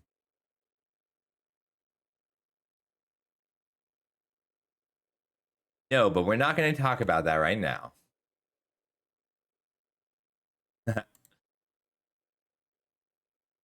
All right, so this is a solid deck. Like, you're pretty close to done.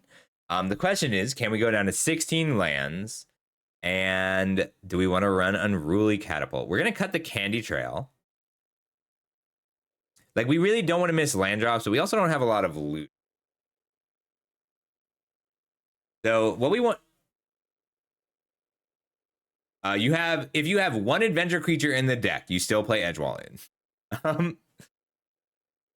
You do have 4 adventures though. Right. Yeah, Rune is just a good card. A 2-mana 2/2 that has double strikes some of the time is good enough in this format. All right. Do we want to try and squeeze in this Edgewall pack? So this Merry Bards is cool because it is a 3-drop or a 4-drop, and you need 3s. So I think we got to keep it. Your removal is good. Your creatures are aggressive. What you need to do with this deck is you're going to have to think about how you're sequencing your plays ahead of time. I like Spreading Seas because you have not a lot of ways to trigger Celebration. But Spreading Seas is a valuable card in this deck because you can think about what your opponent is going to play to deal with you. So, like, Spreading Seas is a good card when you are negating specific threats. So like Hamlet Glutton is a really popular card in 4-color decks, and it requires green. So turning off a green source is really valuable. Sure thing, Dreadmaw. Sorry we were doing coaching, but we'll do things more where people can hang out.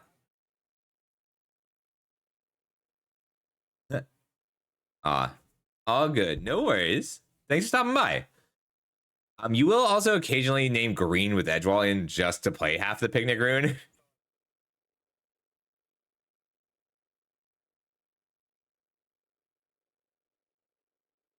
No. So she's great because she's good on turn 2, so she's not a good thing to splash. Yeah, I think you'll be really surprised at how often you win with this deck by just throwing creatures at them through a raid bombardment or an unruly catapult. It's pretty cool. Just keep your cards flowing and figure out which turns you need to hold mana up. So like you don't usually want to spell stutter on turn 2 with this deck. You want to spell stutter on turn 5. So like you're gonna hold up a spell stutter, and then if they don't play anything, you can quick study. Also use your bitter chill sparingly because you don't have a lot of ways to deal with giant creatures. So what you need to do is disable one giant creature and then otherwise go around them in the air with ginger boots, or get them low enough that you can kill them with unruly catapult. Like your job here is to kill them dead, and you're pretty good at it. And do you want to play? Yeah. Yeah, I like this. Do you want to play the games, or do you want to do another draft? Well, so do you want to play? So when you get coaching, well, we can either do 3 games or we can do another draft. We don't have to do that now. I think it's traditional draft, Wilds of Eldraine, and alchemy, Wilds of Eldraine. No curiosity. We didn't see a single curiosity, Troy. Not in any pack. We can do a quick draft. I actually didn't realize that.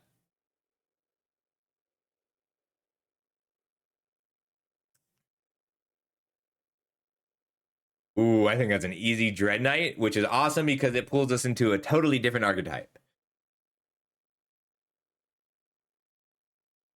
Card is fantastic, and it actually commits us to black or green, but not both. Just really good. Like, it's very efficient and hard to deal with. And I think it's Glutton here if you're going to take a green card, or Voracious Vermin if you're going to take a black card. This is a very weak pack. But Glutton is the best green card in the pack, and Dread Knight commits us more to green than black. Although it's pretty close. Like, I played Dread...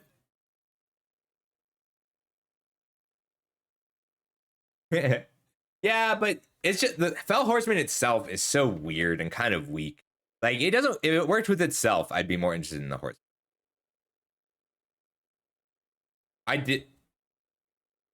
Alright, I forgot I queued it up. Sweet Tooth Witch is the best black card in this pack. I think by a lot. Reaper is cool, but I do just want to talk about this really quick. So Ashiok's Reaper is a very cool card, and it's not that it puts you into black, green, or black, white, but it puts you into drafting enchantments as a priority. So I would rather prioritize the food here than the enchantments because you have an efficient 2-drop already. So I think it's Sweet Tooth Witch, yeah. Ooh, Vanity. Vanity's really good. So efficient. Yeah, and it's 4 permanents. Ooh, Edgewall in or Graceful Takedown. A lot tougher. I think it's still Edgewall in. And in Premier Draft, I'd probably take Graceful Takedown, but the bots are not as good at taking removal as people are. It is. So I would... you could take that if you'd like. Well, they don't have to. It's enchanted creature plus non-enchanted creature. So it is still a rabid bite if you don't. Yep. No, Quebec. You should craft... If you have any packs, you should craft that set. Or craft something and then open the pack.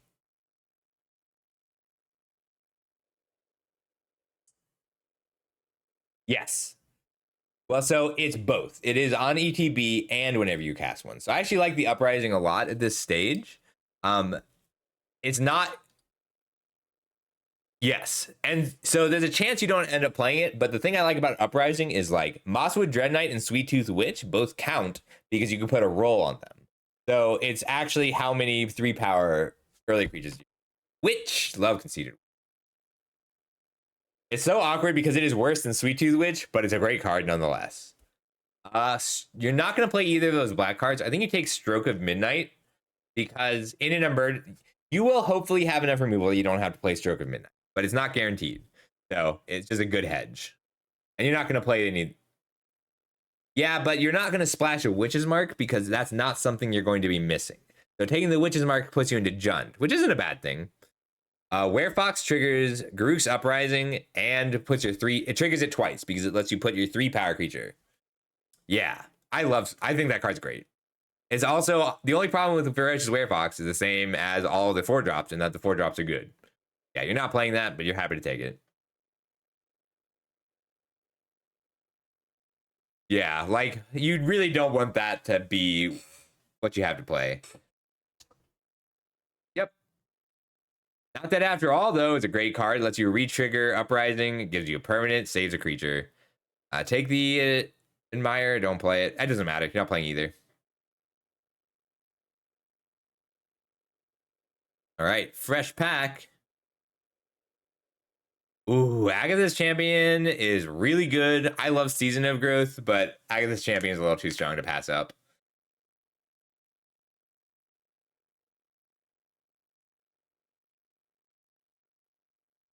It's really easy. Like, even just random rolls work.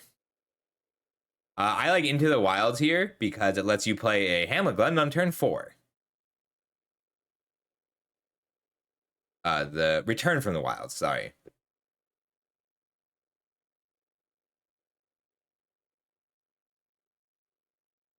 Yeah, and the Acolyte is... Then you eat the food token. You can also take Woodland Acolyte if you want to splash white, but I think you're fine just taking Return. Stormcloud Vanguard or Brave the Wilds, and I think it's just Stormcloud Vanguard. Card's really good. Yeah, it's a 6-mana, 6/7. Also, it's a Disenchant. This is a great pack, though. It's still great. It still does a lot of work. Genealogist here, the Screen Puff is not bad, but you have a lot of creatures at that point in the curve.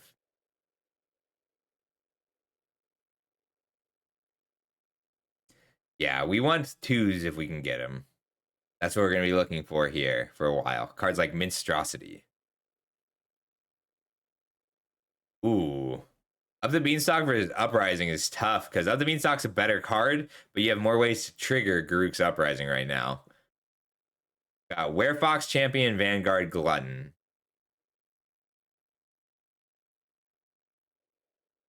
Yeah, I like that. It's solid.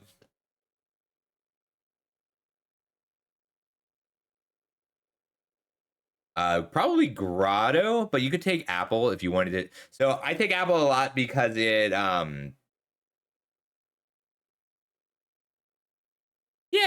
and you can like there's enough sack outlets, but you do kind of want to pick sack outlets pretty high. You're gonna take the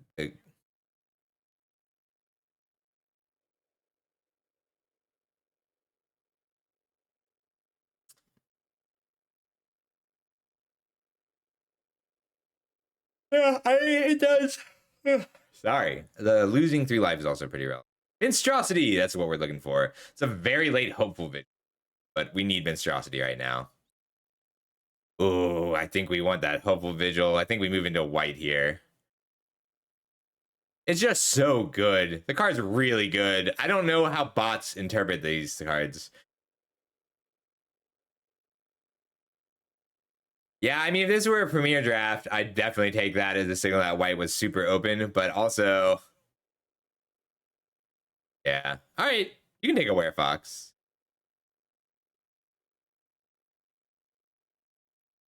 We can take Season. We do have a lot of good ways to trigger it. Yeah, we're still looking for 2-mana creatures. Like, that's what we need the most of. But cards like Ferocious Werefox and Conceited Witch make it really good. Probably none. You can take Diminisher Witch. There's a chance you play Diminisher Witch, but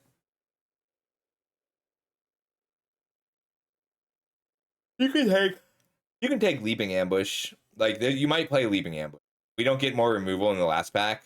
We'll play Leaping Ambush.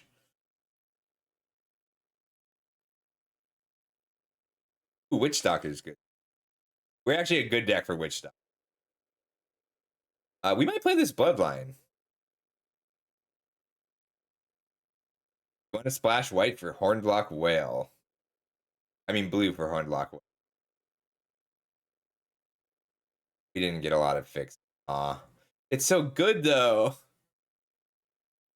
I mean, yeah, but it's so good. Alright, you can take Shatter the Oath. Shatter the Oath. Triggers Up the Beanstalk and Season of Growth.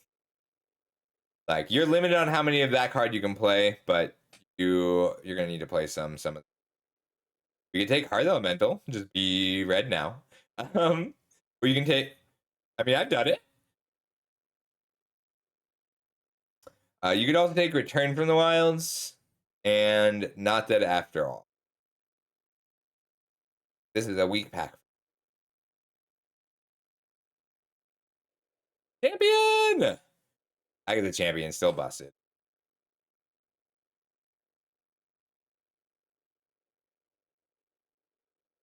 Nope. You're just cramming it in there. Your deck is great for the champion.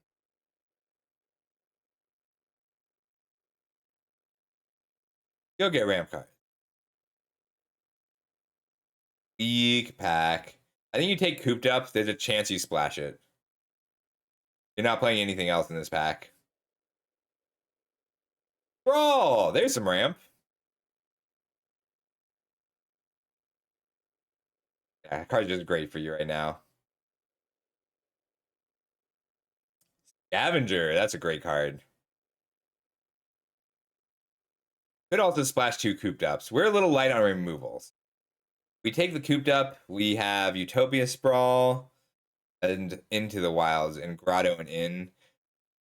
I think you might take Cooped Up here. We'll do a light white splash for removal because our only black removal spells are Shatter and we have one more. Ooh, Sweet Tooth Witch. Sweet Tooth Witch is great here. So we're gonna have to decide what we're using to draw cards. We have a lot of good options. Take Titanic Growth, but you're not playing. You can take the Hardened Scales. You're not playing anything, but you can take a rare. You can take a rare to take a rare.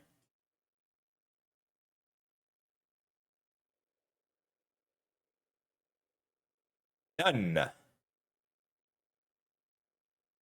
Like there's are times you'd take Celebrant, but we take an apple. Or it's sweet. Yeah, get out. Probably won't run it, but we're gonna take a look and see what our card advantage is and what our removal is in a minute. Our card advantage is actually amazing. We have Up the Beanstalk, Garruk's Uprising, and Season of Growth. And they all trigger off of a lot of things. But they end up being slightly different decks. You should have another Cooped Up in your sideboard as well.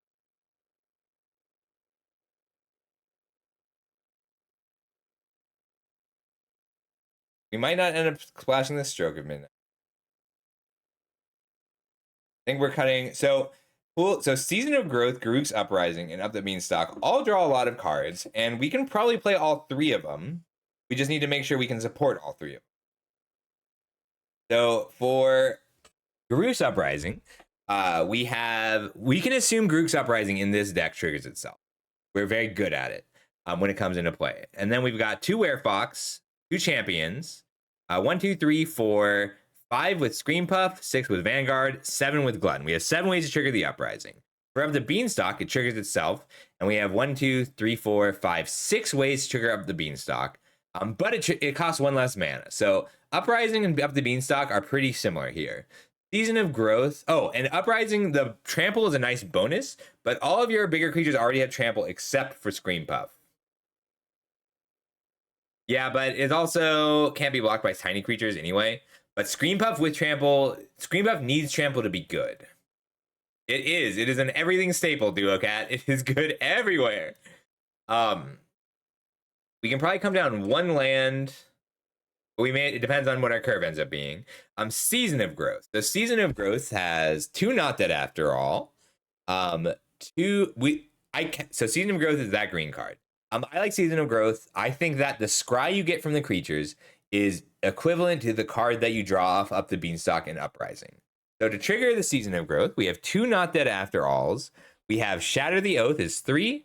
We have Conceited Witch is 4. And then Ferocious Werefox is 6 ways. So we actually have equal ways to trigger all 3 sources of card advantage. And Dread Knight is also good card advantage. We're going to cut Spider Food. Our removal is Shatter the Oath, Stroke of Midnight, Cooped Up, Witch's Vanity is 5. So we don't need to run the rat out, which is cool. It's a cool card, but we don't use that body for anything. We don't have enough bargain for the rat to be necessary. We are drawing a lot of cards. I see our other 3s. We've got Witch. Genealogist is our 4th 3-drop, but we're short on 2 drops. So yes, we're going to cut the Genealogist.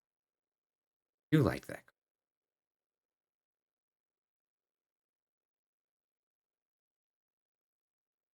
Yes. So Genealogist is cool because it's basically a 3-mana 3/4. Let's see, you want to be on either 16 lands or 17 lands and 41 cards with this. 8, 15, 17 lands. So we only need to make one more cut. And I think we should cut the Stroke of Midnight. Just our, like, yes, so we can do 17 lands with 41 cards or 16 lands and 40 cards. Both of those are. Yeah. I think we cut Stroke of Midnight. So Stroke of Midnight is cool because it hits the artifacts and enchantments that you normally can't. But you have Stormcloud Vanguard for that. So it's still a solid card, and actually we don't care about giving our opponents a 1/1 that much compared to a lot of decks. Maybe we do one. What else do we cut?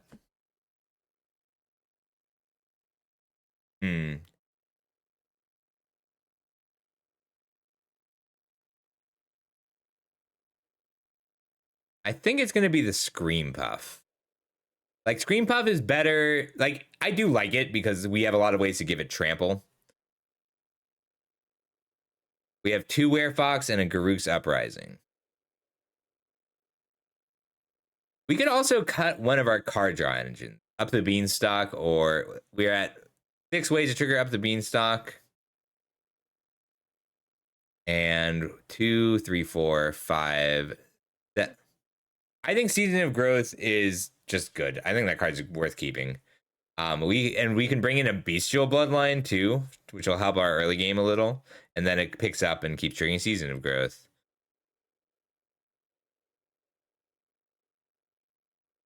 Yeah, I think we're being a little greedy running all of our card draw, so maybe we can cut Season of Growth, Not Dead After All, and Bestial Bloodline, and rely on our creatures.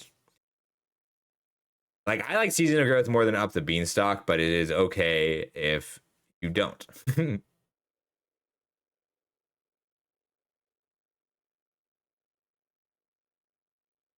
Big creatures are a good reason to play Not Dead After All.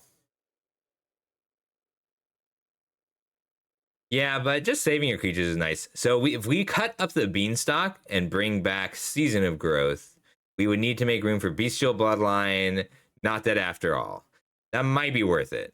Because Conceited Witch and Ferocious Werefox also trigger the Season of Growth.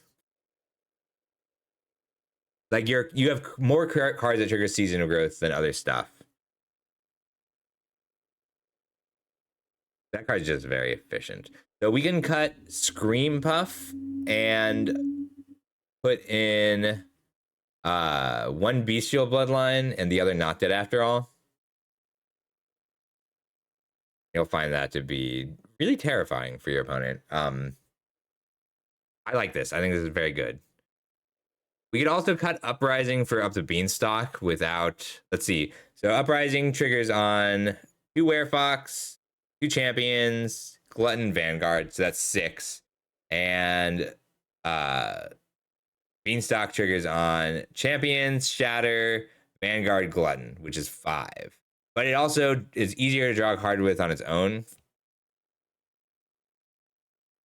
Yes. Yeah, I like that. Yeah, I like having so like green draws as many cards as blue does in this. I really like. Hey J1, this is not my game, but if you'd like to force something for my next draft, you can do that. All right, you're all set, dog. I think this deck is sweet. What you're gonna want to do is try and time your not deads after all. Red and white are the ones that are most likely to just exile your creatures outright. But if you're up against like a black deck, then it's worth waiting a turn to play a key creature like an Agatha's Champion, so you can not dead after all to keep it alive.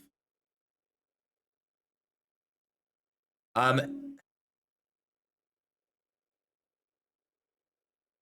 No, you don't want to. You don't want to. That card doesn't work with the apple. So J1 has spent 1,000 points to try and force the Scream Puff. Um, but all right, what do you got? What do you got for Scream Puff then?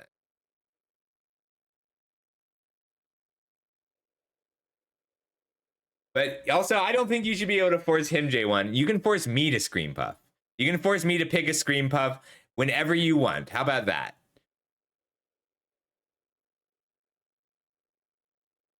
Yeah, I understand J1. All right, so J1 is gonna you. All right, but I'll let you bank that whenever you want, J1. You can use that. You can use that on me anytime.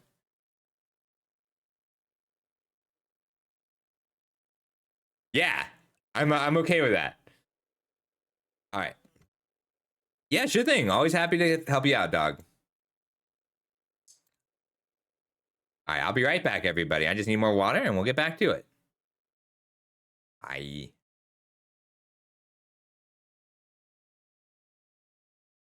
It doesn't have to be Scream Puff either. You can use it for something different if you'd like.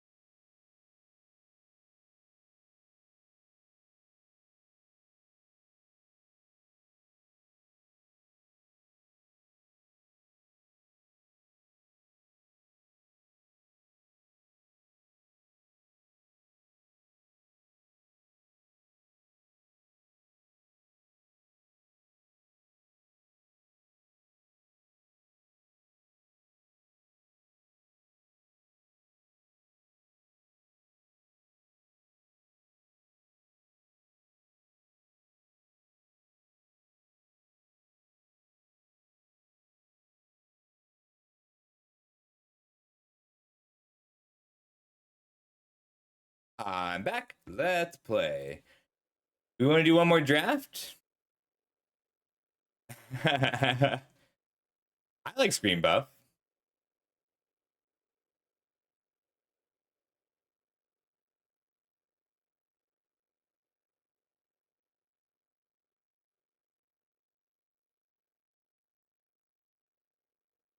All right, do we want to do this deck or do we want to do a fresh normal format deck? This one's kind of silly. We can take a look and see what other busted alchemy cards people are running. But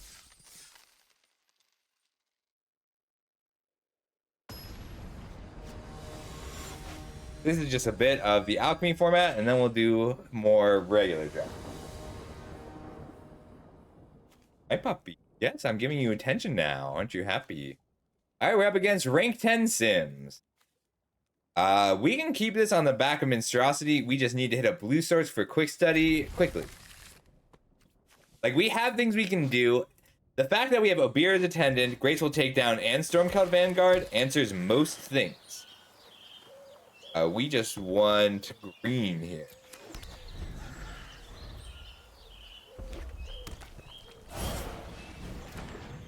Ooh, Ember's Veteran, terrifying.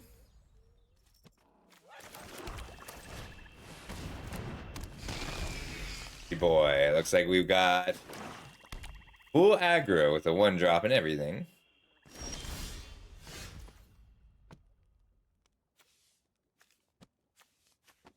See what they've got. We're gonna check for pauses first. They have a pause. Tells me if it's a Torture Tower or Candy Grapple, I don't want to tap out for a Graceful Take. This is kind of a surprise. I didn't think they'd block it.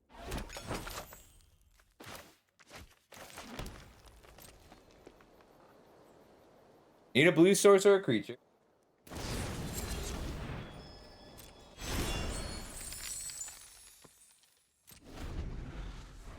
Chances are they're just a grabby giant. Not about.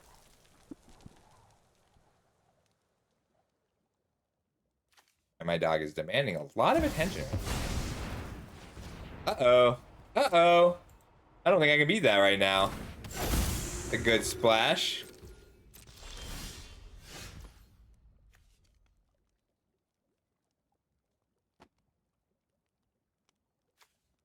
How do I keep them from drawing cards here? I don't think I do. I don't think I can beat this Talion right now. Not with this hand.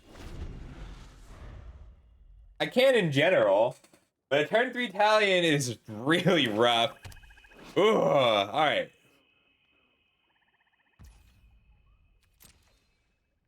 If I can get a big creature down and Graceful Takedown, it's worth giving him 1 card. But I need to find my own answer for this. Didn't end up running that cut down. Hey, just not playing anything.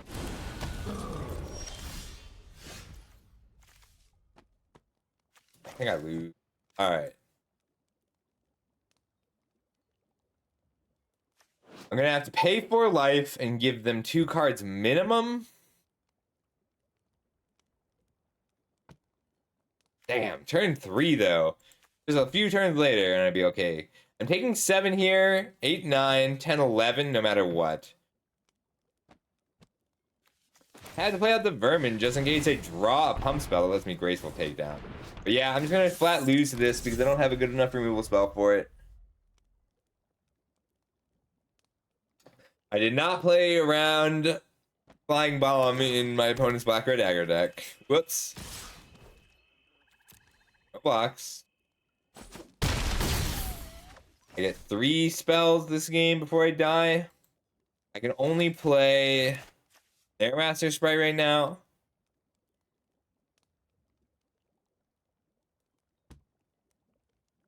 Blue source lets me do. Not naming blue with Edgewon. I'm surprised they didn't just go for lethal next turn with the Menace.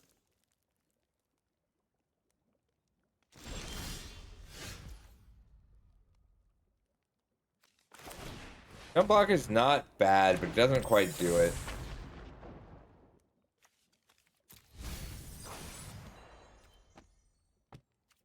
Yeah, they got me. May as well attack with it. Not gonna block. Taking 6, 7, gaining 3. Getting a sort of 3 power, then I can graceful takedown. Doesn't quite do enough. Okay.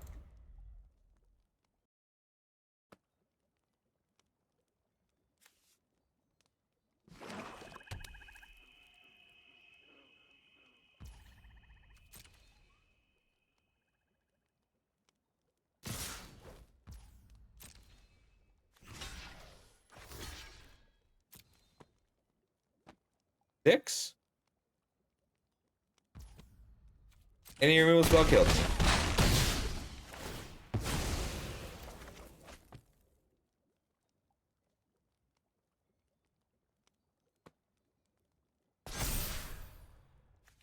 Blue source, and I could have fought the tower. I still can.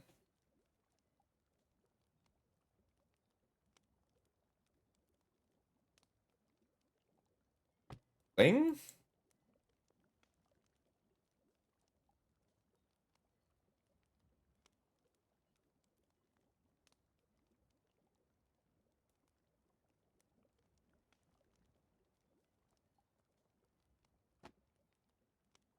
Don't know why they'd slow roll a burn.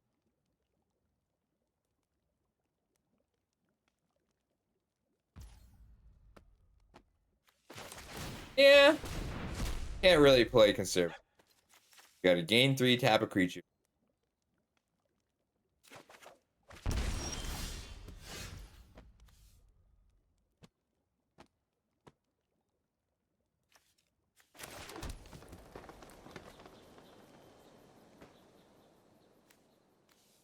Drink, block, take 3, go to 1, but then I can't graceful take. So I'll need to win the game without playing anything with 2 power, 2 toughness, or that costs 2 mana.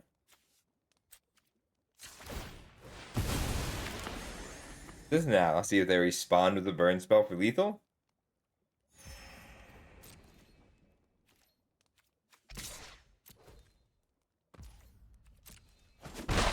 Hacking because it's correct. Pass turn, block, drink. That's game.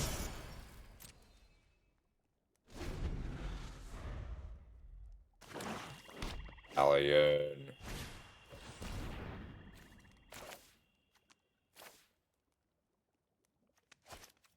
Good game.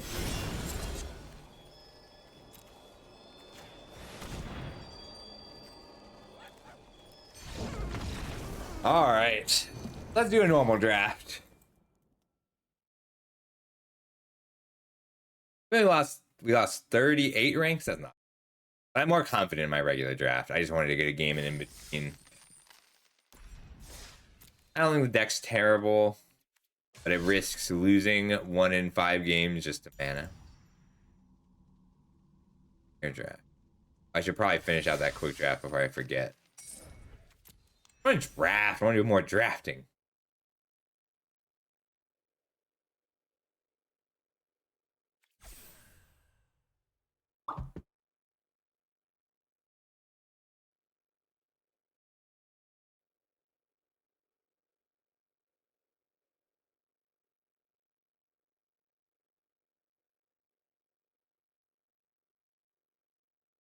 What do I feel like drafting today? See what we open. There's lots of wacky things I want to try still. Like we're in week 5 of the format. There's still a lot of crazy things I want to try.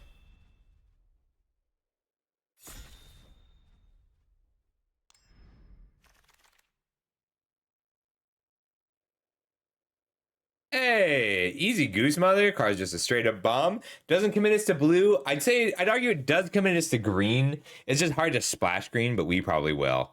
We're passing a welcome to Sweet Tooth, which is the main reason I want to be aware that it doesn't hard commit us to green. But it's also the only good green card in the pack. So like we'll get a stopgap, a mocking sprite, or a transmuter, none of which are strong on their own, but all of which are good enough to be aware of. And so is Hopeless Nightmares. Just Soul Tie Pile is really good with Hopeless Nightmares. Let's see what else we get. Will is not quite good enough. Hearth Elemental is quite good enough. It's worth splashing. I like Torch the Tower a lot, and we can be Teamer, but I think I want Hearth Elemental more than Torch the Tower. Hearth Elemental is just such a late game beating. It's also an Into the Fey Court. And Hearth Elemental is easily the best card in the pack. Tome Seeker is solid, but Hearth Elemental is better. Yeah, very strong picks 1 and 2. We could be red green with a blue splash, or red blue with a green splash, or green blue with a red splash. I'll splash any of the cards that I have right now.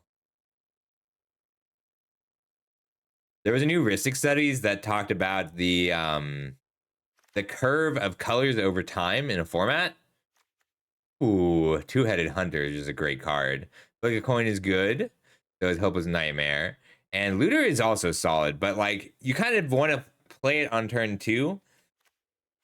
So I think it's just going to be Two-Headed Hunter. Card is very strong.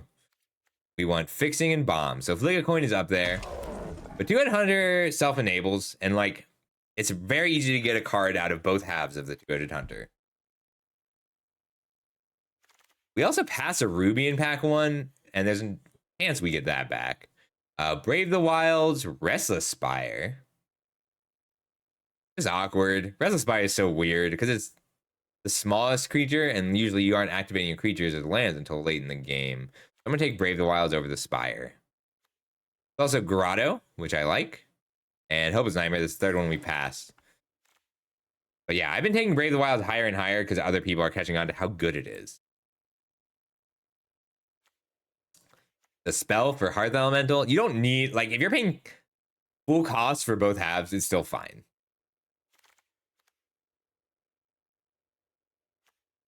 It's late enough cooped up that I am interested in it. Bivouac, I will splash a little bit of white just because. Stopgap is a good blue card.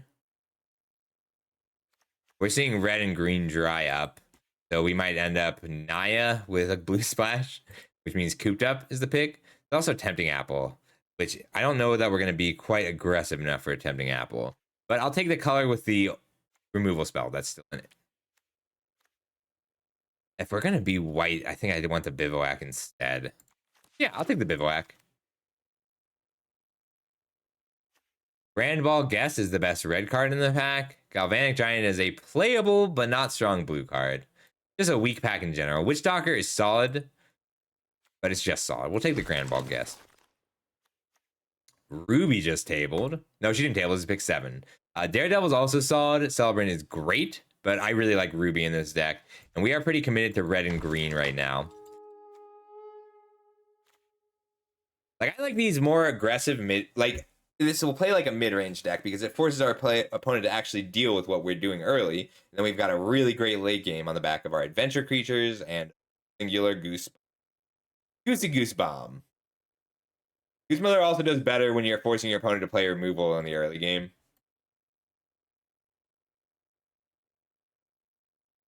Know any of these people. Fraying Sanity. I want that. I want so badly for Fraying Sanity to be playable, and it's not.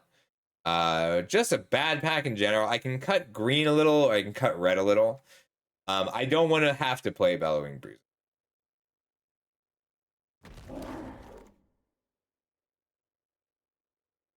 Another bad pack. We could take the Sprite. Let's try leaning a little into white. Get the Bivouac. White does seem to be a little open. I'll just take the Candy Trail. It's generic, and I don't usually like having to play the Candy Trail, but I'll play the Candy Trail.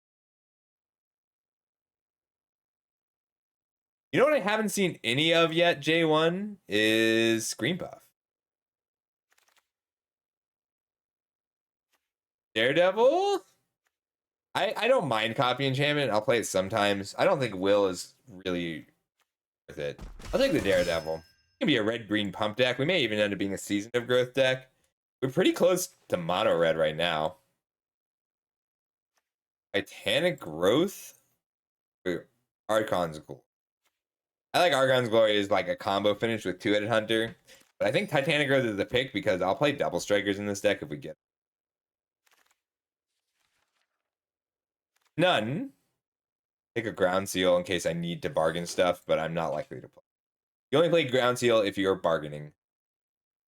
Cantrips that bargain are good enough. And like, this one is worse than Prophetic Prism. I'm really not committed to green other than this Goose Mother. Like, I'll play Goose Mother with treasures, too. Red is the only color I'm committed to right now. Turn Triumphant. I think is still worse than Savior of the Sleeping. Last pick, Tabby. Of note.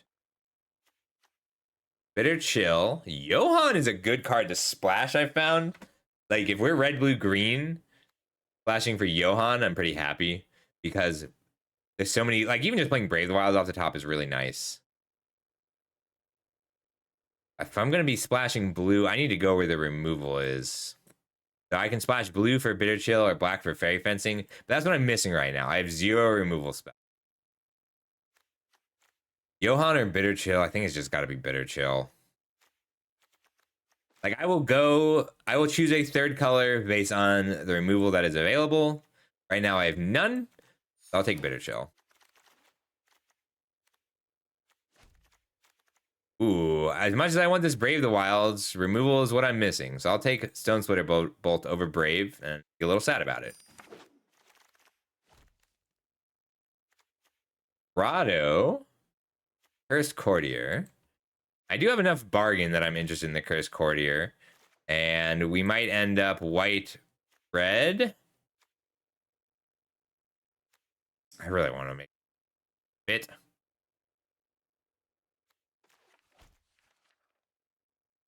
I'm gonna need a lot of treasures to make that work. Courtier triggers the Grand Ball Guest. But again, I gotta go where the removal is. Scavenger is solid. I'm gonna take the Courtier. We're gonna move into red-white because that's where we're seeing the cards. Trainee, just a good card. Fire and Acolyte, I'm very interested in. Ginger Brute and Savior are solid. But we're going to take the 2-drop because we need drops right now.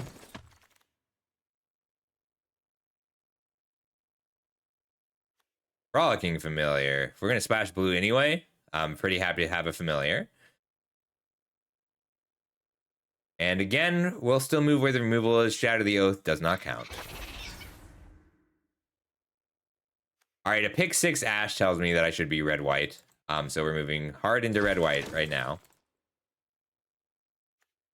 Still potentially splashing blue. I think I'm going to be doing a very light blue splash, and I'll look to pick up some treasure makers. Look at Coin versus Red Calf Thief is close. Johan is good in this deck.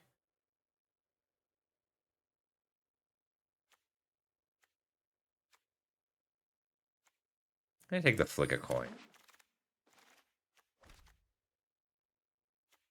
Edgewall Pack is great here.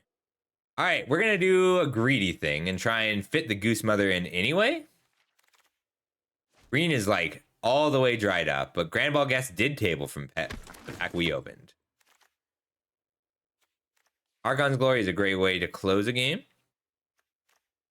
Could take the Scarecrow Guide as well for Goose Mother, but I think Glory is what I need here. Virtue, nah. I might have to play this Bespoke Battle Garb. Average, but like, does its job well enough. Savior of the Sleeping, if I can get enough damage. It is. I love it. Green dried. Like, I got 3 green cards, and that was it. One battle. I don't mind the first Battle Garb. I don't, but that's it. Either Johan tabled.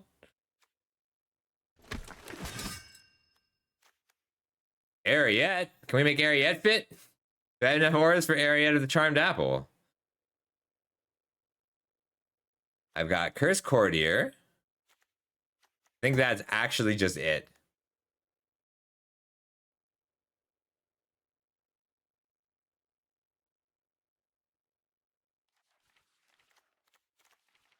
Like, I'd still like to be green. I'd still like to play this Goose Mother. We just didn't see enough green cards. Firebolt is the removal spell. It's a bad one for us, but like, we just need removal in general. We just didn't see any. There was no removal.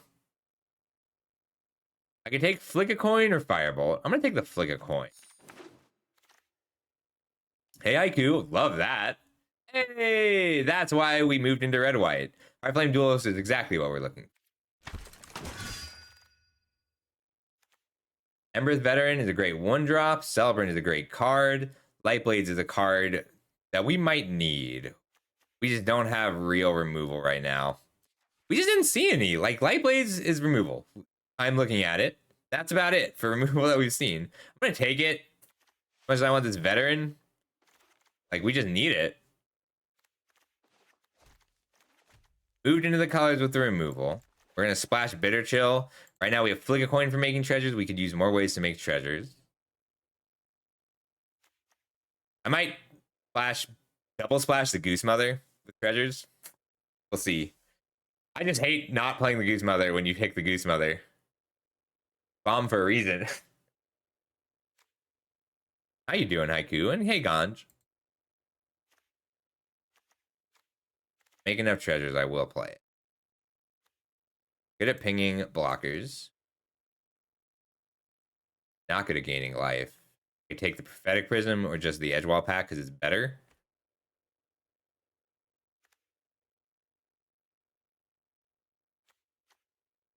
Edgewall pack or Prophetic Prism?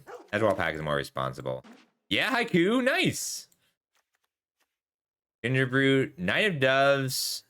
I don't have enough auras for Knight of Doves, unfortunately.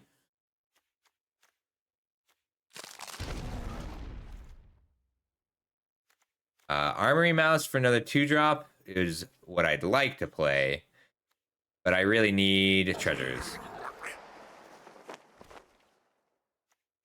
Hopeful Vigil, what a gift. I would take and play Johan here if Hopeful Vigil weren't in the pack. None. What an awful pack. I'll take the guard, but it's just my worst 2 by a lot. Grotto, Sanctuary. I could also take this Clothier. The Grotto helps a lot with my random splashes. Second Lightblade or Grabby Giant. Not good at making the Pile Wielder bigger. I only have 1 Archon's Glory. I'm going to take the Grabby Giant. Ratter or Return Triumphant. It's actually a good deck for Return Triumphant. I don't get a lot of those. I take the Return Triumphant. Cutting Brave. We're splashing blue, actually, and blue and green off treasures. The 30 cards. Savior Sleeping is just my worst 3 by a lot. I really want Break the Spell to be good, and it's just not. I was wrong about that card. Well, so what I do, Haiku, is every time I do a task, I reward myself with a game. So I clean, I'll do 1 task, play a game. Do 1 task, play a game. Sometimes I'll punish myself. So if I lose a game, I'll clean. This is very greedy, but I really want to play the Goose Mother. 1 island. All right, so I've got 1, 2, 3, 4 ways to make treasures. I do have to kind of save my treasures here. Very awkward. How many lands is this? We are at 13, 14, 15, 16. Still gonna be 17 lands. I didn't get any witches marks. So this is a good example of a draft where we were cut in every way, in every direction, and had to completely pivot. And it still works. Like, as long as you read the signals right, you'll make something work. 1 way to pump, 2 ways to pump, 3 ways to pump. Resources of removal, it's a little low. 4 with the duelist. No Johans. We have, for bargain and additional rolls, very little. But we don't need a lot for the Cursed Courtier. We didn't get a single cut-in Torch the Tower. We didn't see a single cut-in Torch the Tower Witchstalker Frenzy. We saw 1 cooped up, 2 light blades. It's an awkward deck, and it's going to take some work.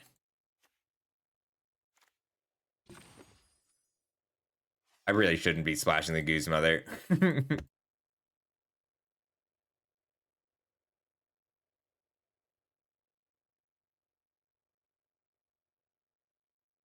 If I cut the Goose Mother, what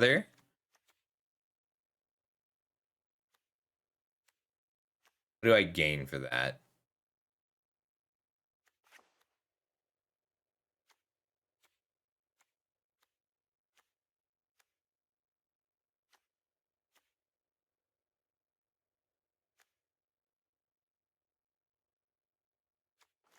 I like the Grabby Giant a lot here.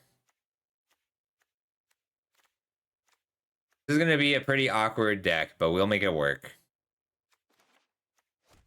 All my adventure creatures, well, might just be one of the Flicka coins. I do love Flicka coins. I would be okay running 17 cards, 41. I feel guilty cutting the Goose Mother. It's just so good.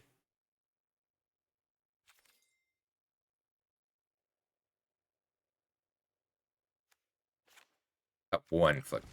All right, let's go. Pack one, pick one Goose Mother into Red White Celebration.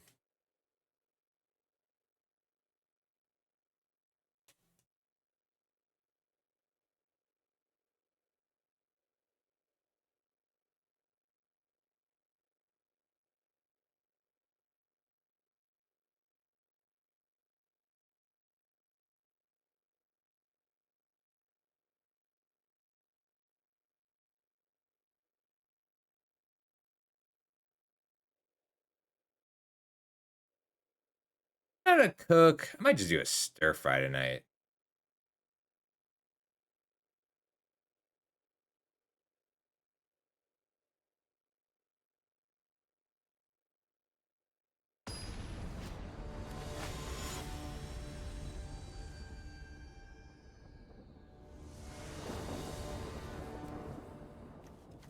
Ooh, solid hand. We're probably gonna cast our training normally here. But like even just being able to ping twice is nice. But training, the Red Cap Thief, into casting a familiar is a good start. Plus, they're gonna think we're blue-red, and they might play around spell stutters in the future. We could use a white source, but we'll get a white source.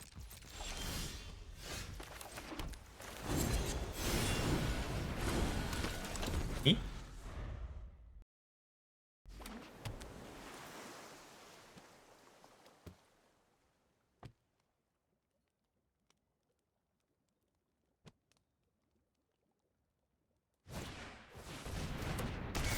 Me too. Thing that. Probably next turn.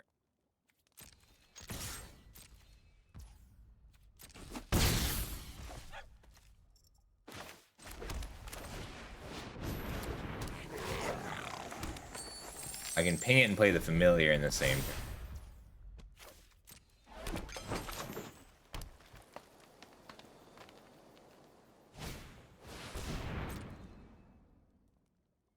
Well, I think I want to ping them both now because they tapped out.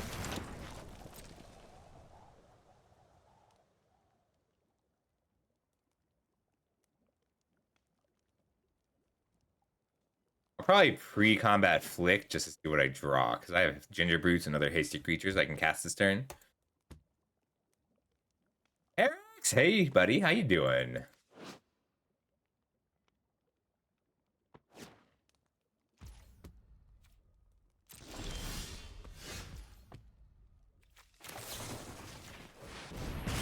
I just don't want them to have a 4/4.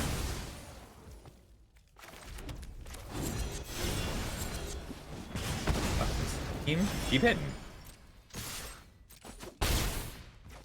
Next turn I can Edgewall Pack and Familiar, or Edgewall Pack and Daredevil. Yeah, dissolve, sweet youth. That's fine.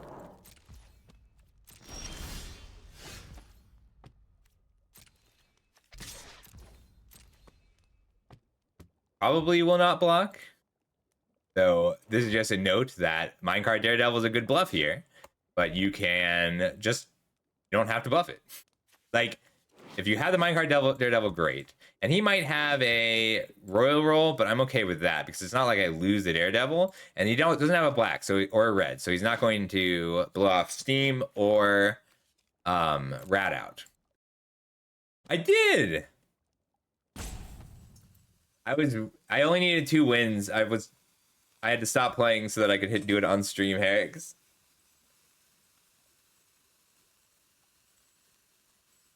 He's really thinking. Like, why didn't you attack with both? Attack with one. I probably should have attacked with both.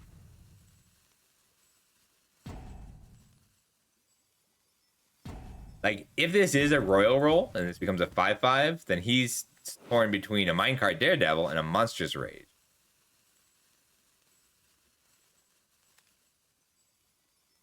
And 3. I think I jammed both.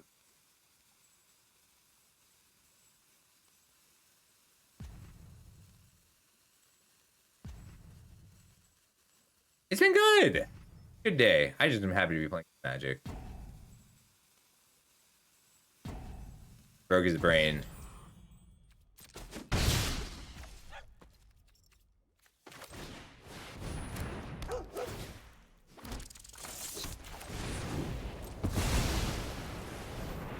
Playing 3 more creatures, always fun. I've got Minecart Daredevil, so they can gain 6 and go to 18, but the only safe block they have is this rat token. How's your day been, Herix? How's work? Doing okay? Glad that you decided to decompress here with me.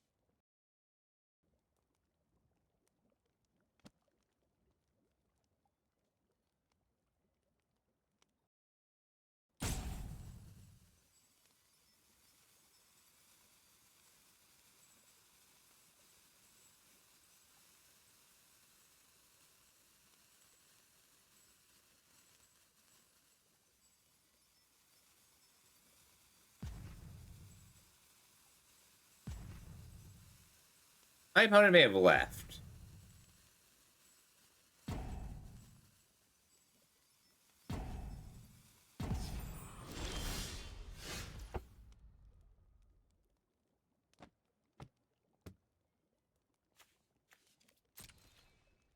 I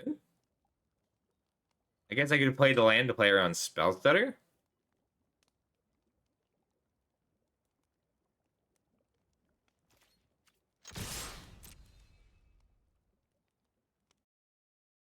It really is.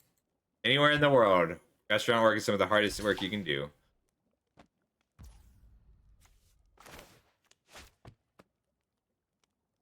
All right, 2, 5, 6, 7, 8, 9, 10, 11, 12, 13. Not gonna bargain. We're just gonna give this +2/+2. Or 5. If they play a big removal spell, they'll die because they can't eat their food. So 2, 5, 6, 9, 10, 11, 12.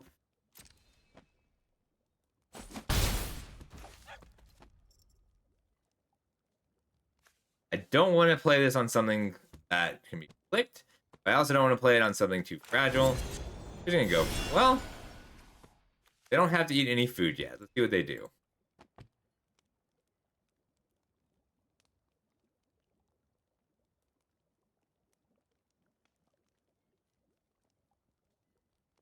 Taking 7 still. I get 3 additional damage from the minecart daredevil. Click a coin, I can respawn and kill them.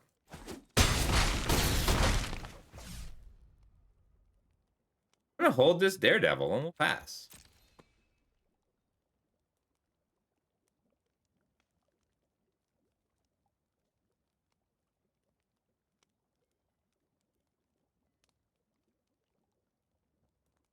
Missy Elliott was is way ahead of her time, but she was also way ahead of her time. Rock just Roper? I think it's just a Roper we're playing. Or they're really thinking. That's okay too.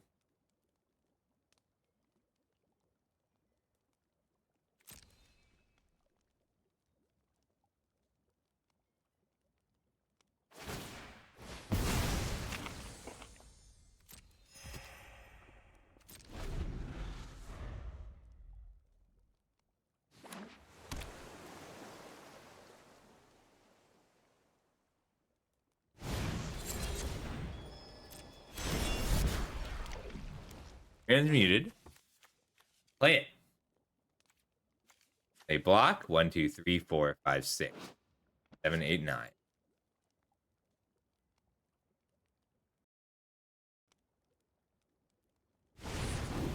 It is relaxing. It has its ups and downs doing that kind of work. All right. Weirdly good draw.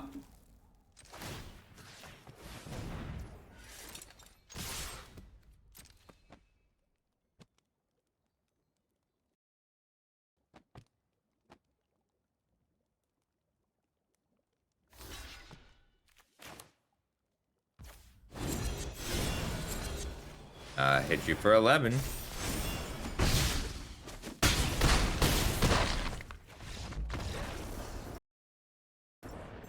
Truth.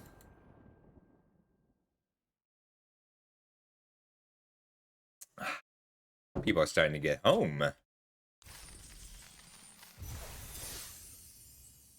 Oh, so you're working a late shift at a restaurant, Herrick's.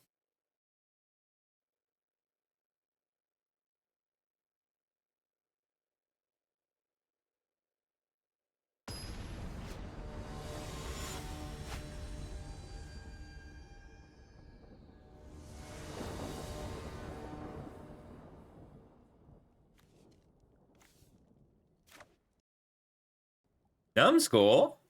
Yeah, usually I just start a little early today. How you doing?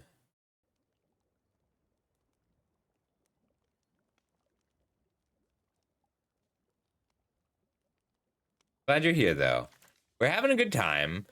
Ooh, this is such an awkward hand. But, like, we do have the ability to play this like a control deck. Like, play this deck like a control. So we're going to put this down. How badly do I need a mountain? Doesn't actually do it. Not right now, anyway. We're going to put it back. I'll draw more mountains. Ah, I'm great. Pretty happy to be playing some Magic. Turn 3 Curse Courtier is a little awkward. This is a bad start in terms of speed, but we have enough lifelink that we can be a little slower. We're just gonna pretend we're not a red deck for a while and get this Hearth Elemental fire. All cylinders. I think I play the Minecart Daredevil as is, just as a 4-2. 4 mana 4-2 is not ideal, but then Archon's Glory bargained on the Daredevil. It's just gain 9 life. Kind of ignore what he's doing.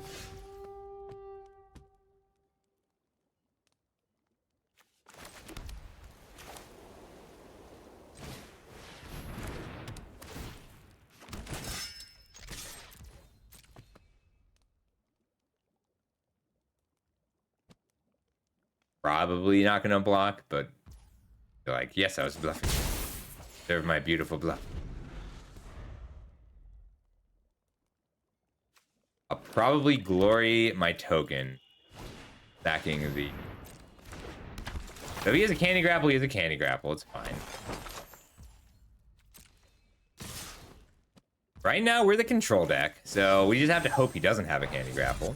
I could be playing around it, but it's okay if it's a lifelink. I just don't want him to 2 for 1. 1 for 1 is okay, but pulling the grapple out is really valuable. Like, we're just kind of letting. We're trading cards at a disadvantage here and using the card advantage from stuff like Hearth Elemental and our adventures to pull ourselves all the way back in. That was a risky play, but though it wasn't quite a 2 for 1 if they had the grapple.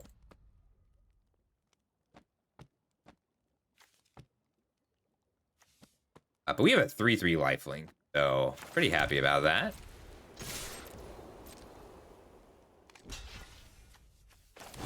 Yeah. Hang on. So what else am I doing this turn? I should have played the Thief first, but I can flick a coin in Daredevil. And I don't have other flick targets.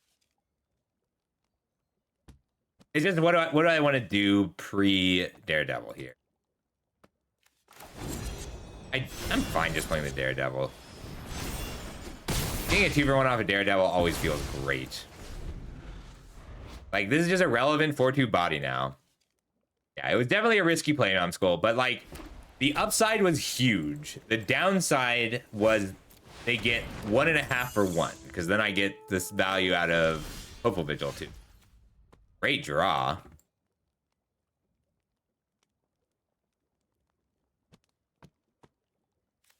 Let's get in with both, and then I can duelist. Or flick a coin.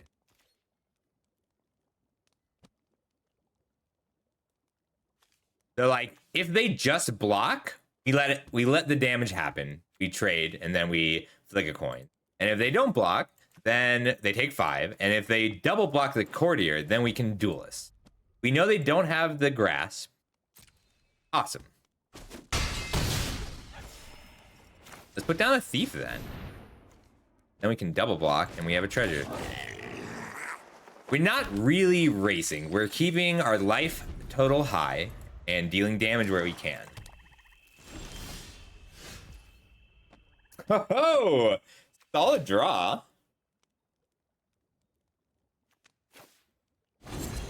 See what you got.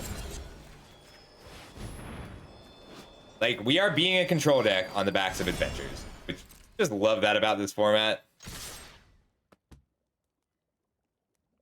Here they have a light blade, some sort of removal. That's fine.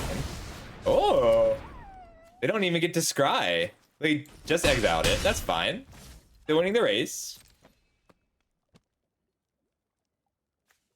I was wrong to get rid of that mountain. It would have helped a lot.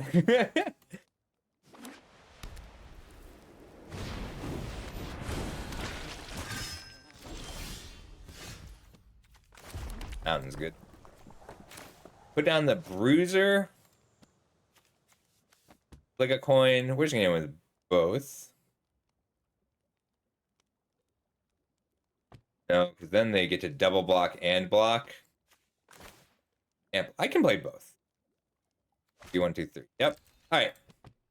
I think that they are likely to just block this wrong, but I want to empty out my hand best I can.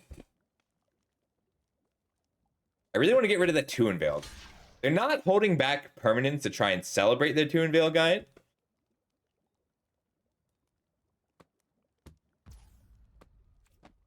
Fine.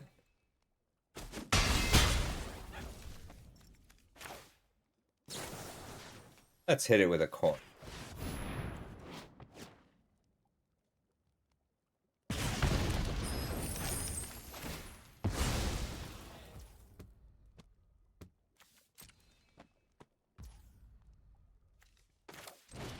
Play out the guest.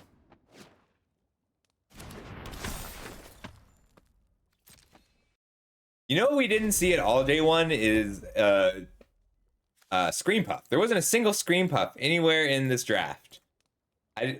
He wants me to play a Scream Puff.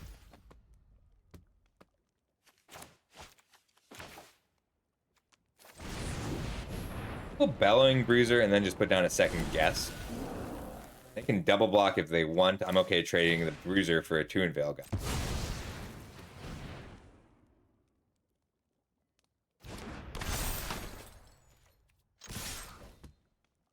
Like, I'm okay trading the Thief for 7 damage. I'm okay trading the Bruiser for a 2 Unveil guide. I just don't want them to have access to large amounts of life. They can gain 3, go to 7. I can go 1, 2, 3 for the Daredevil. 1, 2, 3 to Flash. And then I need 1 more land to... So either I draw a permanent I can play, or a land and I can duelist. Didn't eat their food. My end step. Tells me that they're pretty confident that they can eat the food now if they need to, but they want to be able to bargain. So they have access to an Archon's Glory. They didn't play it before because they didn't respond to keep their creatures alive. Ooh, that would be why. Awesome.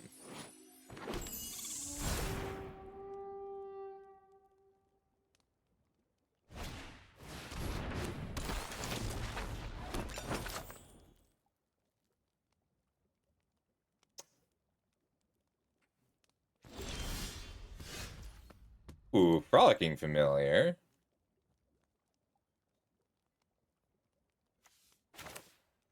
Play out the Daredevil, ping them, and play the Familiar. I just want to trigger Celebration right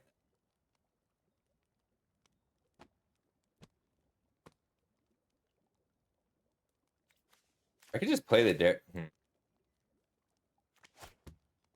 short one for most things I want to do right.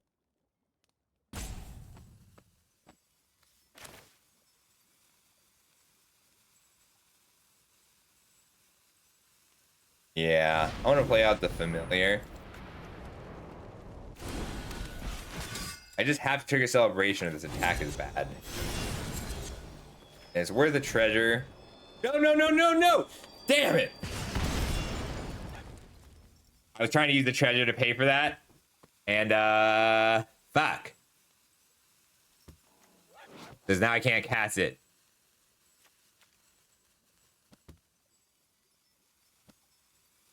Oh, the throws. All right. No attacks. Okay. One mistake is not enough to concede a game. And we still have our treasure.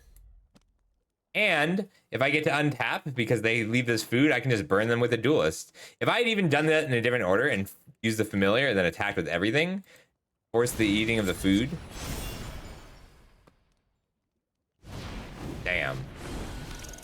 Oh, I had lethal in so many different ways if I just used the treasure on the familiar. That's what I get for trusting the auto tapper, but that's okay. Oh my god. Well, they gained 7 life this turn and deployed 2 additional blockers. Oh, that'll do it though. Will it? Do I have enough red? All right. 1, 2, 3 for the duelist. 1, 2 to cast the duelist. I don't have quite enough red.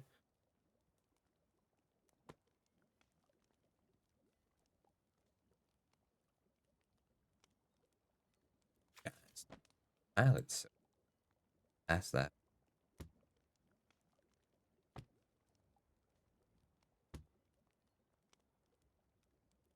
I could switch gears and be the control deck.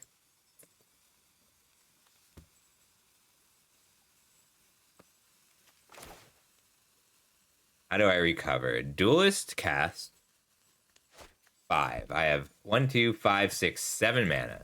The duelist cast 5. Hold up Hunter.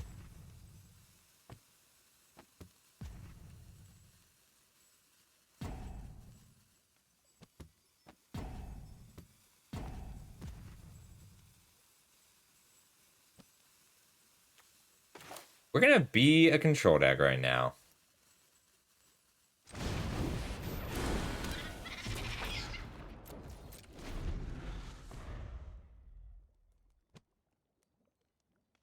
Hold up the duelist. Wow, the throws though.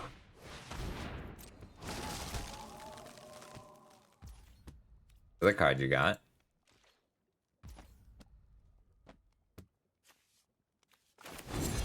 Step. Shoot the guide. I no response. That's good. Nothing to pick up with Return Triumphant.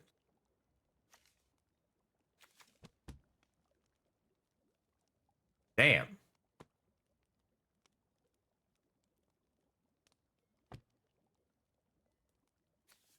I can go 1, 2, 3, 4, 5, and 2 for the Hunter.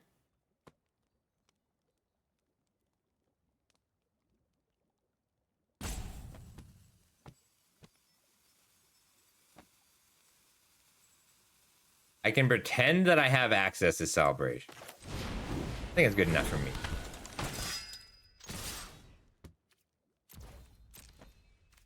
Then I can just 2-headed Hunter to trade my familiar for the Negotiator, return it triumphantly.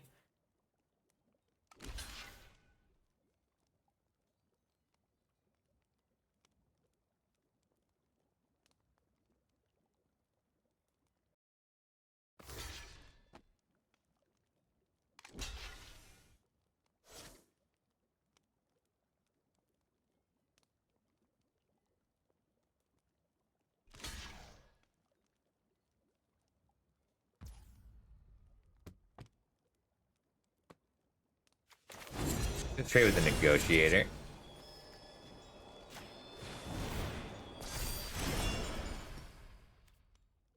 Alright, trade everything off.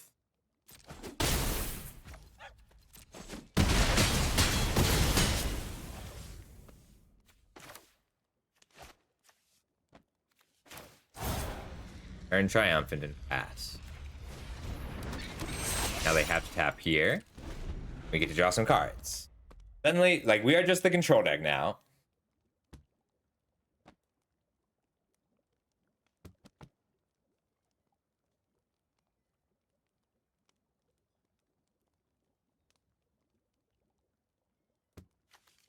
One, two.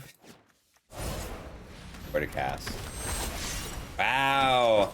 This is the 4th time they've played this Sweet Tooth Witch.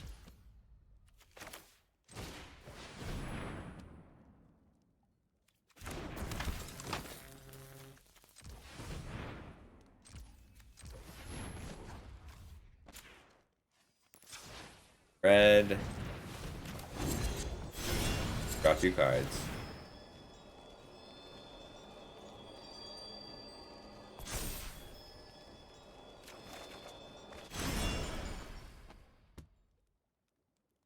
Ooh.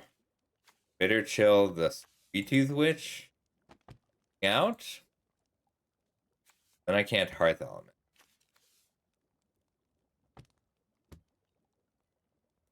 Everything attacks safely if this dies, including.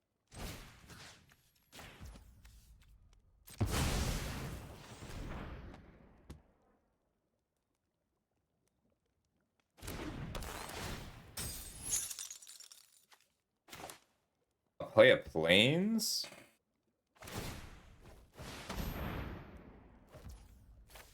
It's worth playing the Plains in case they sack their Witch again. Block here, take 5.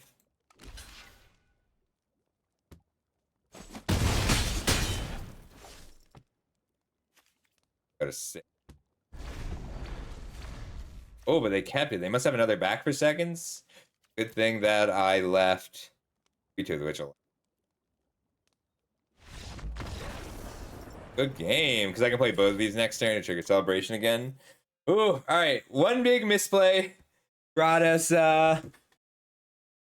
what almost caused the game, but we're good.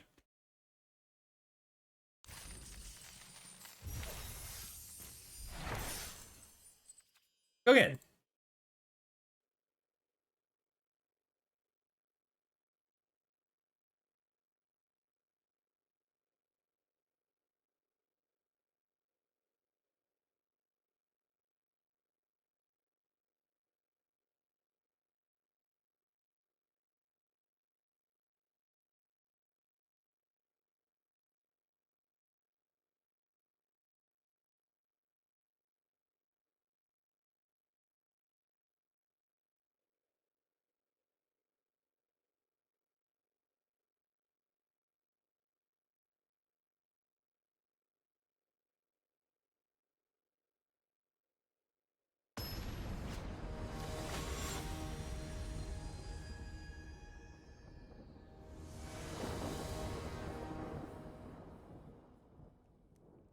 Well, I have all my colors. It's a little bit slow, but Grabby Giant into Thief is nice. And when you have a lot of mana and treasures, Grabby Thief is great.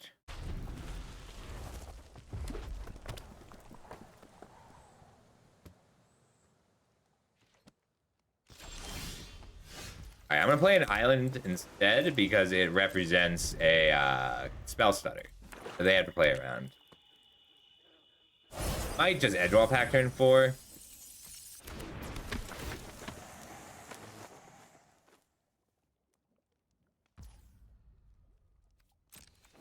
If they had put a Wicked Roll on here, I might have shot it.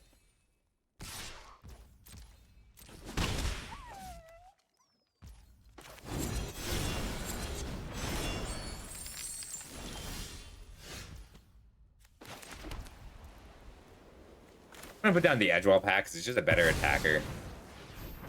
I really want to be attacking. And even if they have a removal spell for the pack, I can at least still get in with the rat.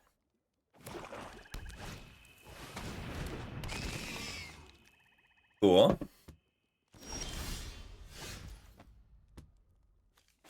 Great draw. Like a coin on the Monstrosity double block.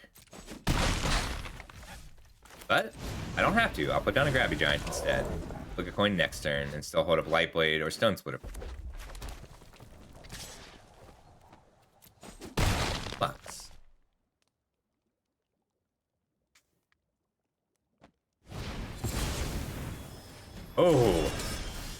one, always.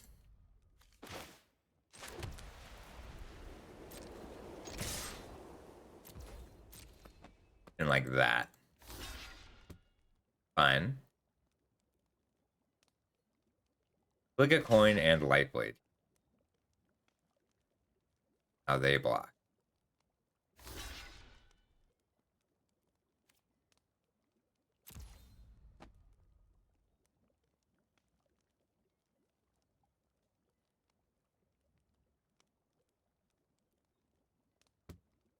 A light blade here. Let this die.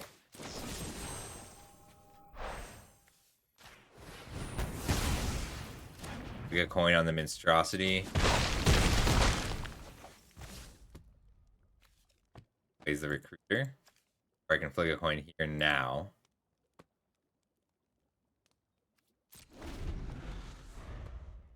I'd rather flick a coin monstrosity here.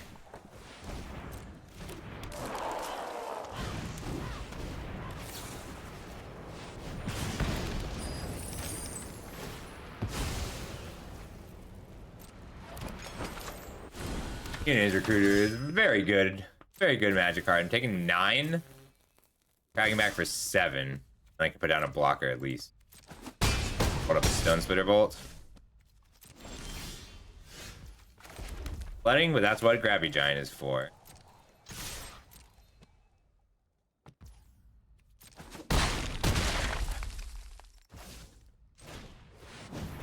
Like a stone splitter bolt for 3 or 4 or 4 or 6. The 3 to 6 on stone splitter bolt. Or just eat a land, which I'd rather do. I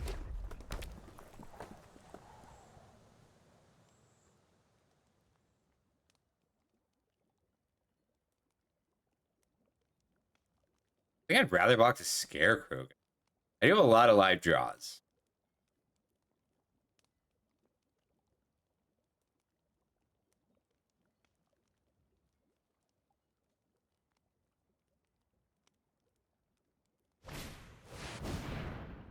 Holy crap. Can I survive this? Block, shoot, take 7. Okay, I can survive and crack back for the win.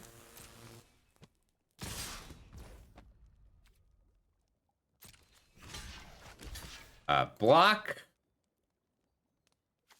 No, I take 7 exactly no matter what. I don't know why I thought I could live.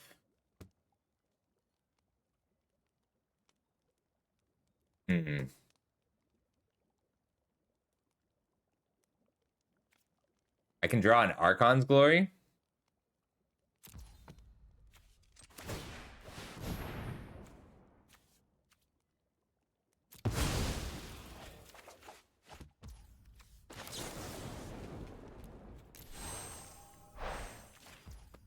One. Good game. Wow, what a draw! Oh my god, he really just went Imitating the Recruiter into Song of Totentans for exactly lethal. Damn, I thought I was gonna win that one.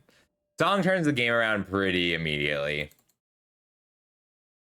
That's okay. Maybe I should be running this Goose Mother. Just to have a late game play like Imidane's Recruiter. Alright, if I put the Flick a Coin back in and the Goose Mother in, what gets cut? I don't have good ways to pump Ginger Brute, so it might just be Ginger Brute. I returned Triumphant, but I didn't get any cut-ins. I have Bespoke Battle Guard to throw the Brute.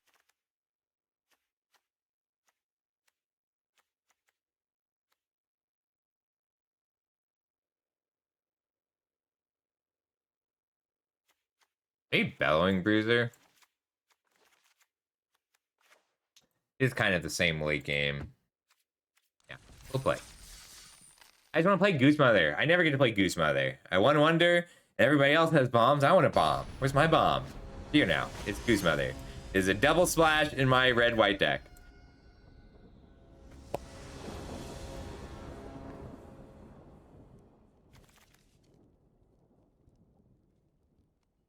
I'm gonna keep this. All I need is a plane in this hand is great, but I have things to do otherwise, including a Grand Ball Guess and the ability to ping their Ginger Brute. veteran. Yes. Now I can Hobo Vigil and Frolicking Familiar next turn.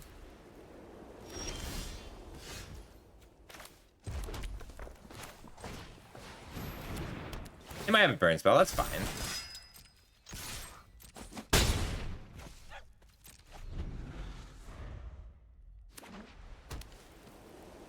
A mirror, but my opponent didn't have a 1-drop or a 2-drop. Trying to decide if I want to kill my own creature, but I can't.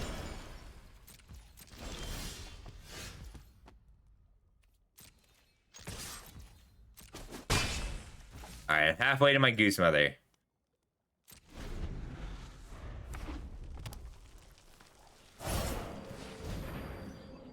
Stage.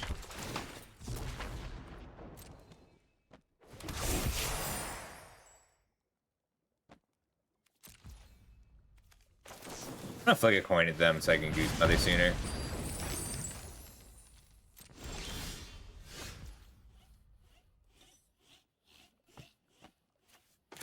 A Ginger Brute, and then I can ping this duel.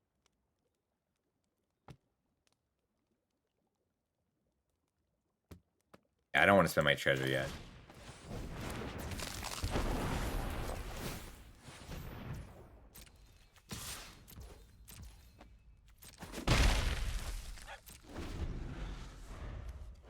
Plan for this pack.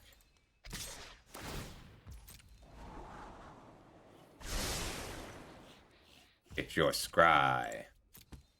Box. I so badly want to play this Goose Mother.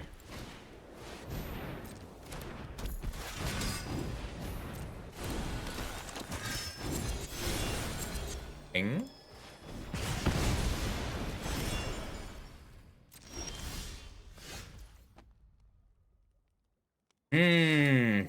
I should have scryed on my upkeep using the Vigil.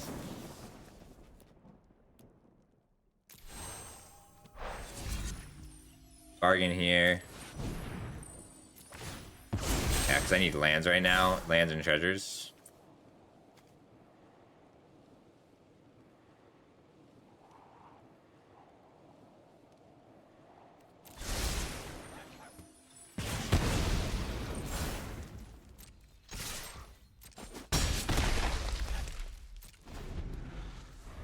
I can Edgewall Pack attack. Then I may end up having to just pitch the Goose Mother. Oh boy! Super Bomb, alright. We're taking 5 a turn for a while.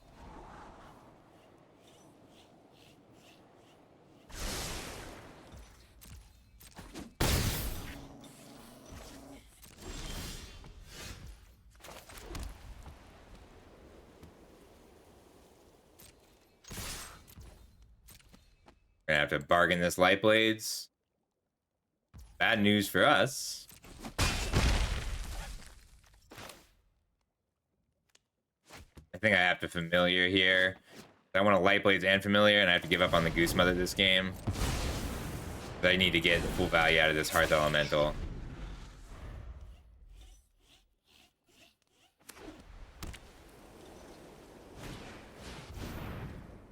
Grasp of Fate. I don't know what they're hitting with this. I thought they'd hit the Ginger Brute.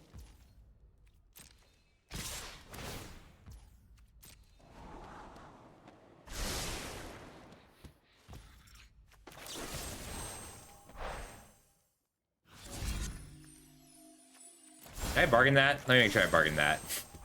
Alright, cast with bargain. Great. Ooh, am I getting rid of Ginger Brute or my Tutu? I think it's Ginger Brute. My best way to put a young hero onto Ginger Brute is Return Triumphant.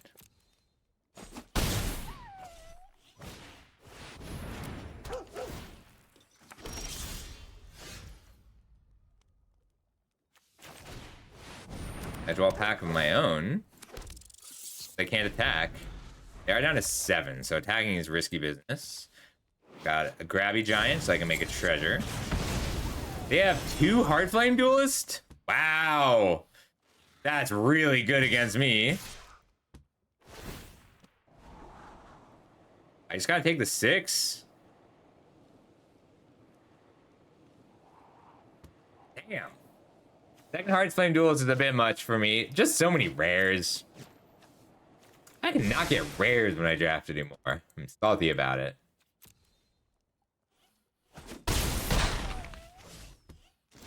I have lethal draws, but they left a lot of mana up.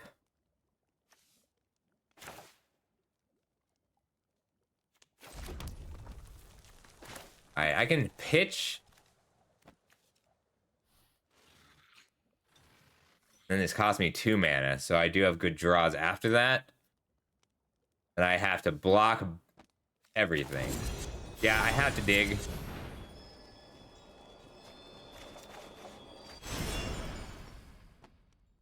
Curse Courtier keeps me alive. No, it doesn't because of the rat. It sort of does. But if they have anything here, I just die. So, we're going to get all in. Malik Turihana. Hane. Nice to meet you. Thanks so much for the follow.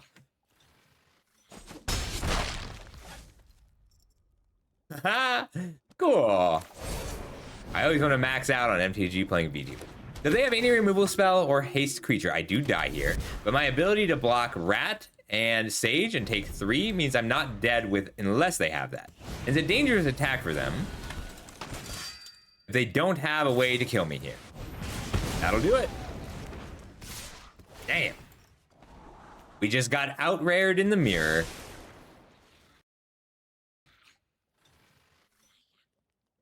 How long have you been streaming, Malik? Nice to meet you. Damn. Yeah, few too many very powerful rares, but that's okay. Let's keep it up.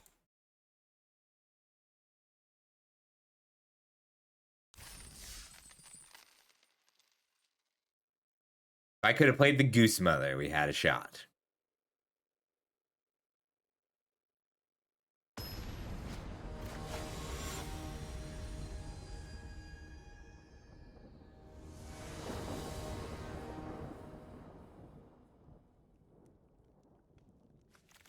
Solid hand. 2-drop, 3-drop, 4-drop, and my 3-drop and 4-drop both trigger Celebration for Ash. Love it. Well, you're in the right place. I tend to play a lot. I mostly play MTG. And I like it a lot. I like card games. Hey, it's Beers. Beers SC is a great player. It's kiss. Hatching plans is scary, but that's just not the access we're going to play this game on. So, like, we cannot compete with the card advantage that a Torch the Tower, sacrificing hatching plans will generate. But we are fighting this game on a totally different axis. So we're going to ignore the number of cards he has and focus on his life total. I like that too, Mal.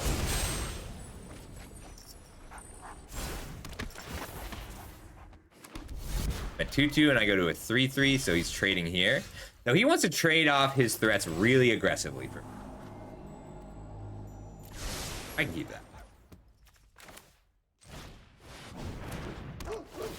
I can Vigil and play one of these next turn.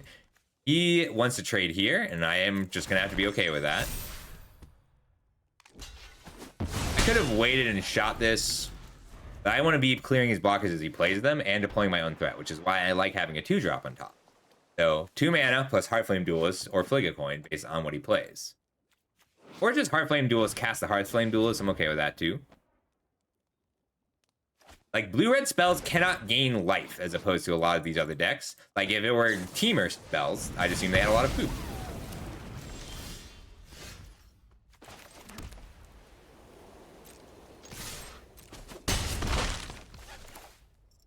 We'll put down the Vigil and then hold up Fligacoin and Duel.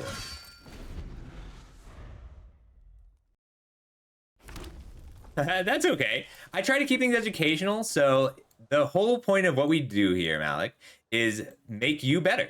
So if you have questions or you want to know how to play, just ask. Or if you want to know anything about this format. First.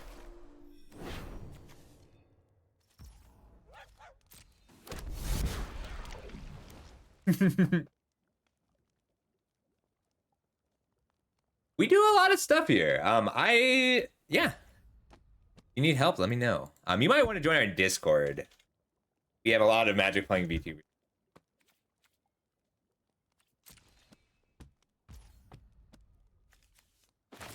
I want to just cycle this Flick a Coin on end step.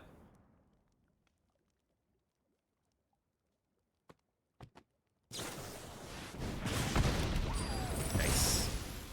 So we're hitting for 3, puts him to 6. I should have scryed on my upkeep.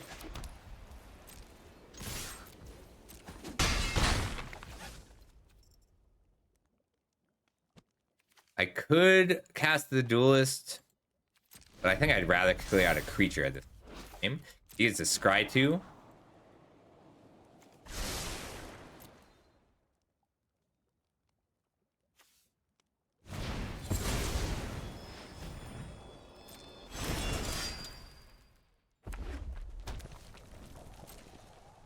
So what?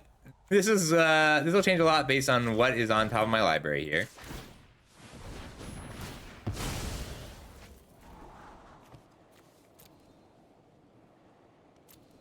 I think I need to dig for a real bomb.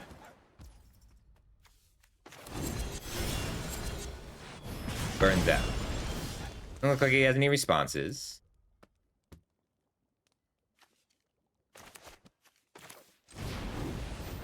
I can gain infinite life, but I kind of want to dodge the Gadwig's first duel.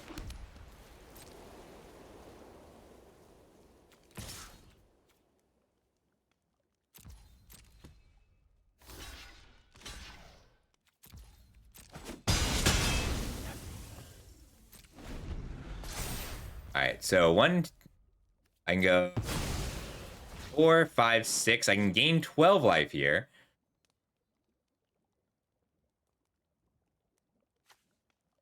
See what his spell is.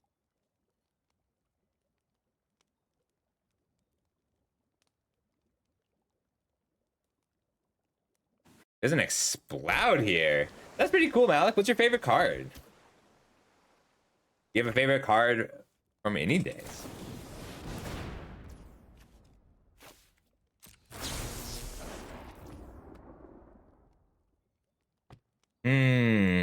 I don't think I care about gaining this life right now.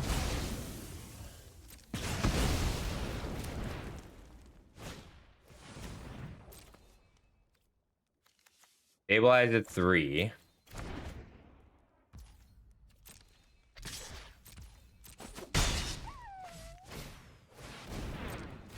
Catapult's real good. That was a great draw.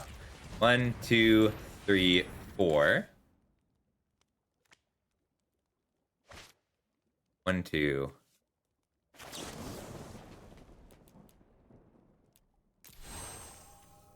Hey, Claw. How you doing, Claw?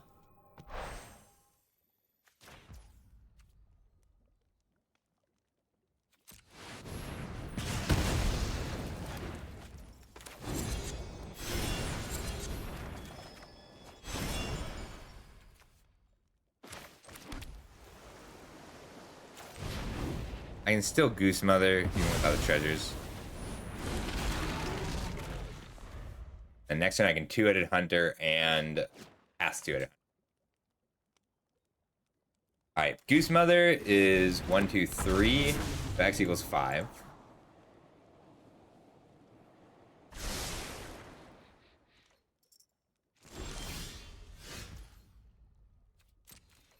Not a bad draw. Makes it really hard for them to win through a 2-headed Hunter.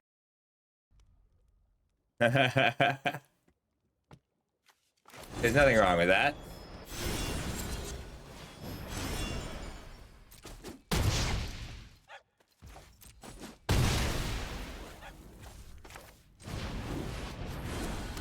That's right, I'm a red-white deck with a late game.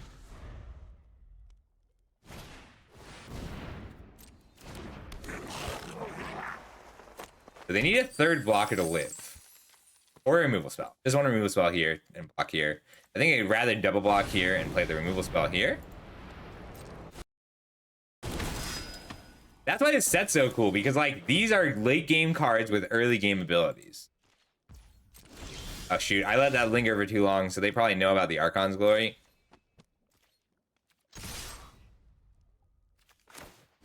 Oh wait, we're gonna go for this.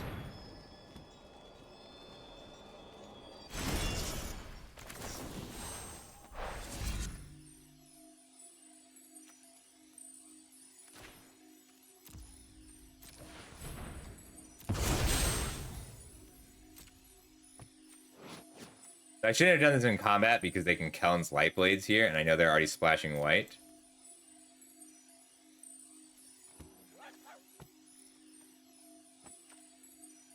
So if this is a Kellen's Light Blade, I do die.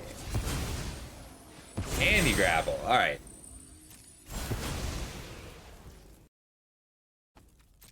Whale is okay. Yeah, that was a mistake. It wasn't a mistake because of the Candy Grapple. It was a mistake because of the other two aforementioned cards. All right, we're gonna keep pressure on because I still have my bomb. I can still draw Goose Mother here. Yeah, me neither. Beers is a very good player. But I'm top decking like a champion. He's got to have a removal spell for the Hearth Elemental. Might be a bounce spell.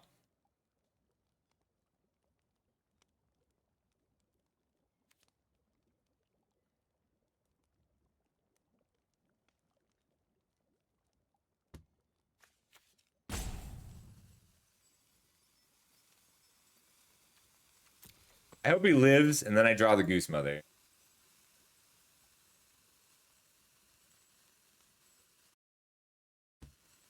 No, he's thinking, like, he doesn't, this is a pretty well-known player. He's usually one of the top-ranked Mythic players.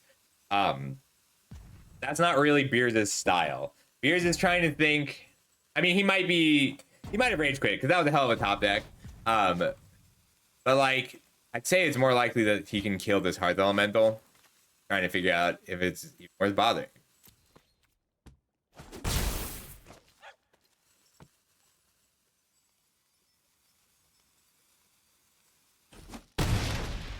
Never mind. I thought he had a Witch Stalker frenzy. Yeah. No, like this deck's sweet. We've got so many cards that are just worth multiple cards if we play them right. But like we got to be on the front foot. They might have had misleading moats and decided it wasn't worth it.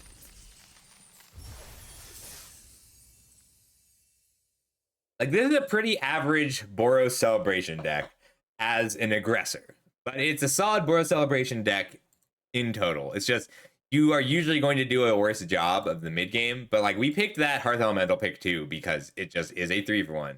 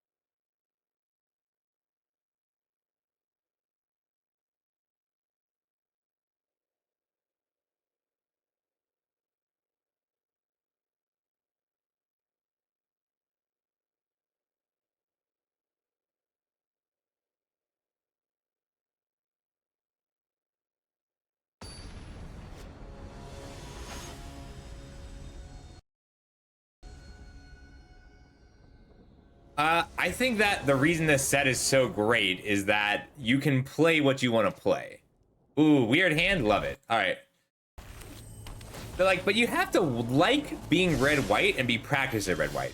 They're like, you don't see me in red-white very often because I am not the type, sometimes I force things, but in this format, I tend to not force things. I tend to go with what's open. And it's so rare that red-white is what's open. I'm a big fan of Green Brave the Wild. I love those. Grand Ball guests. Aggro is only stronger in this set because the commons for aggro are like, this is a terrible common, but it does its job. It does enough of what I need it to do. I'd rather leave up Frolicking Familiar than Archon's Glory right now.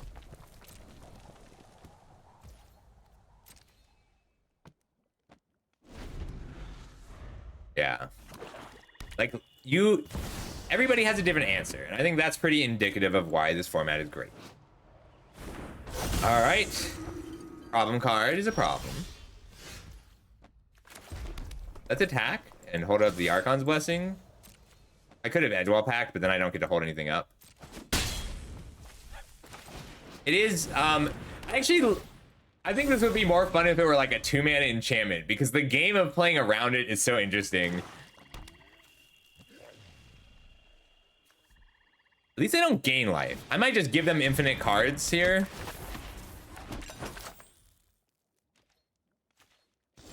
Except this block.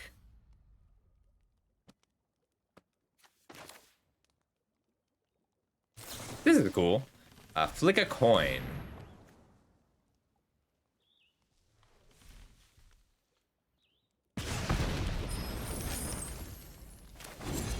And Frolic. And it seems like they have a spell.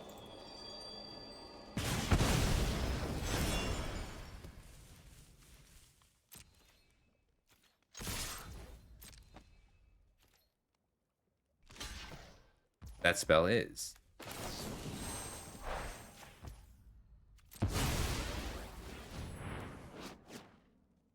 They might have a candy grapple here, which is bad for me, but I just don't have the luxury of playing around anything. Looks like they do. I think if they had it, they'd have snapped it off. Ah, it's because it's a fairy, damn it. All right, they were just having trouble casting it. That was a risky play, but like a turn 3 Talion or a turn 4 Talion when you're the aggro deck, is you don't have a lot of luxury. Ooh, that's a problem. Might just give him a few cards. I'm trying to figure out if I can win this game without giving Talion any cards. Yes. Yeah, like there's not, I wouldn't do this for like a normal flyer.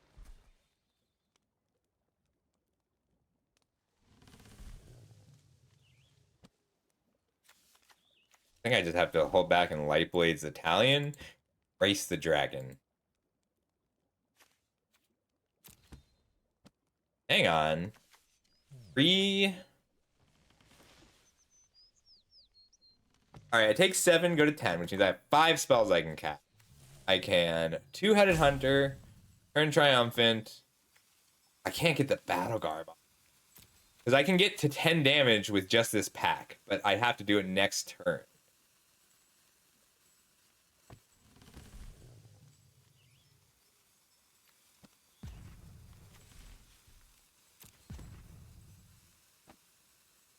I don't want to give him cards.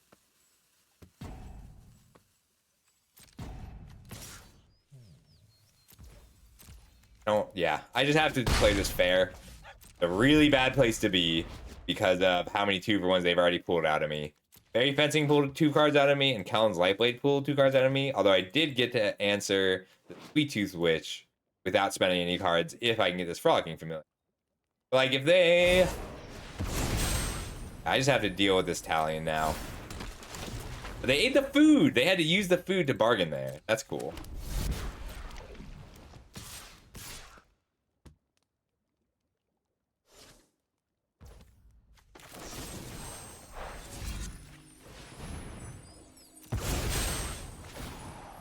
Gotta grind this out. This is gonna be so annoying. It's doable, but it's annoying.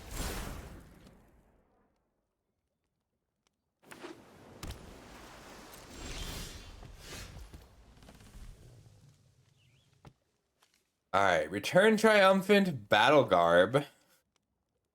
Lets me trade with the Diminisher Witch, makes their attack a lot harder. I just have to naturally draw an answer for the dragon, and I have 4 turns to do it.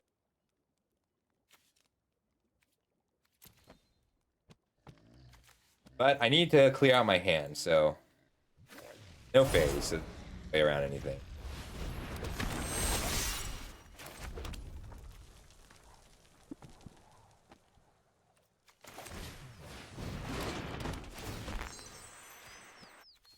Next turn I can Hunter, Hearth, and cast the Hearth.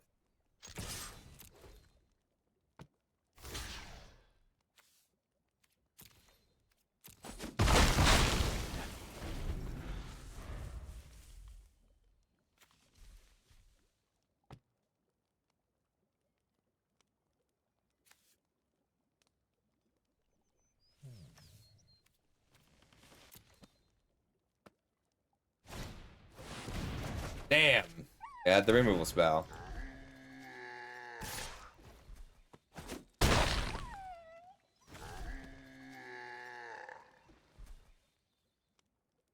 Really wanted to hard elemental this turn, and that makes it a lot more difficult. The land I can.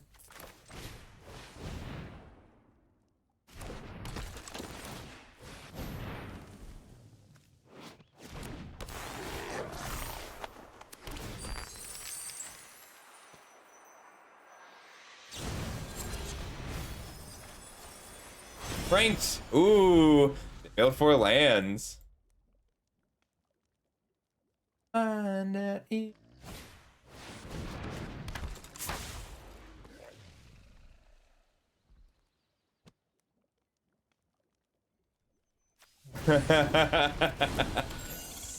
I sure am.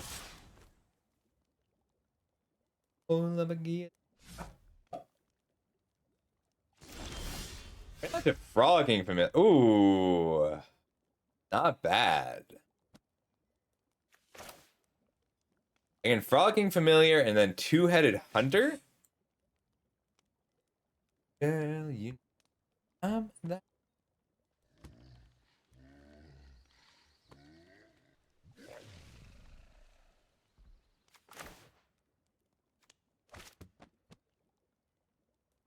I could try and steal a win. Give this trample 5 power, double strike, kill a blocker. Not quite lethal, but still pretty good.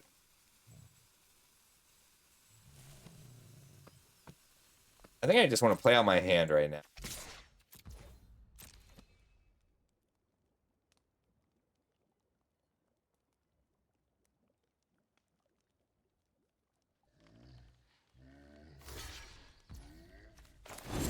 All right. Dragon answered.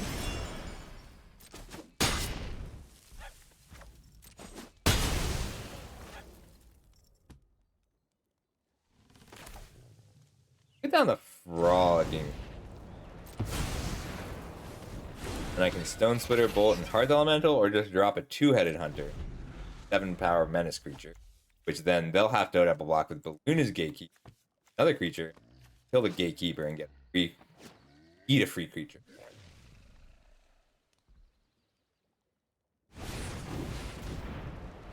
Times.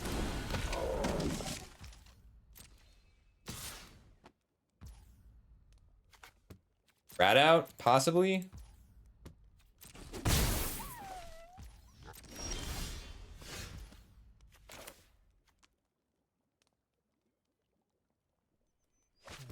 All right, I can do X equals 3.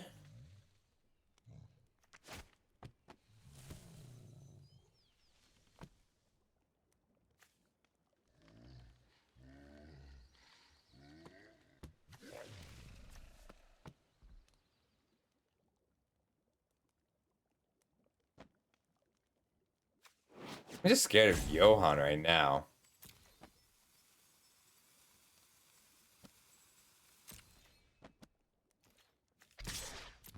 Get in with the familiar and see if they block.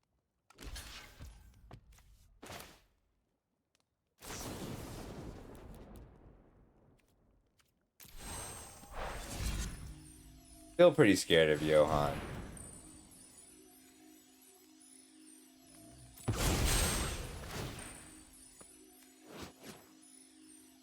I think I just want to cast the Hearth Elemental this turn. Was a rat out.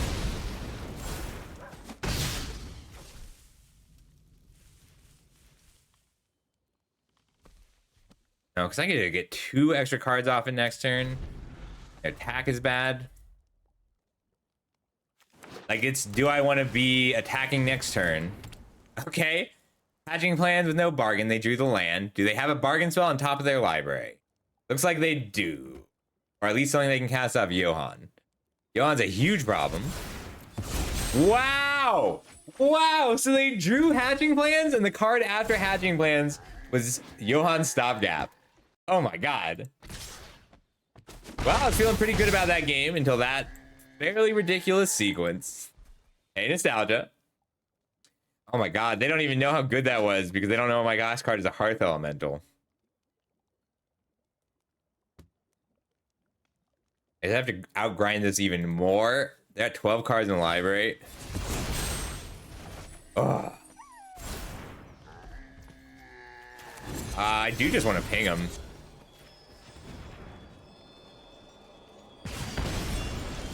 I was feeling good about this game. Now I'm not.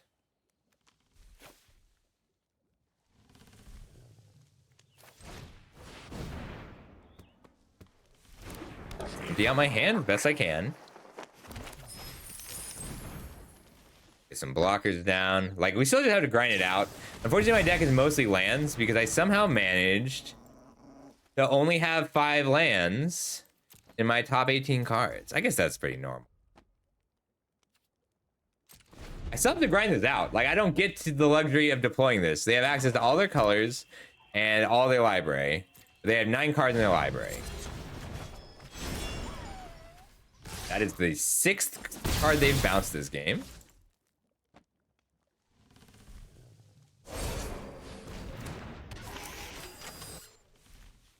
Taking 2 in the air.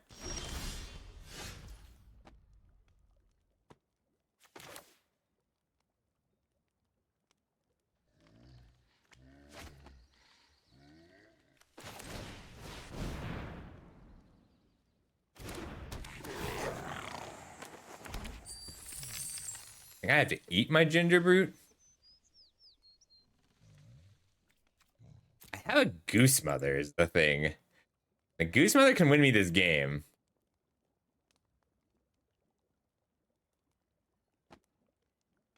I mean, I'm only 19 cards in and without a 6th land. It's fine. We here are used to playing without the correct number of lands per game.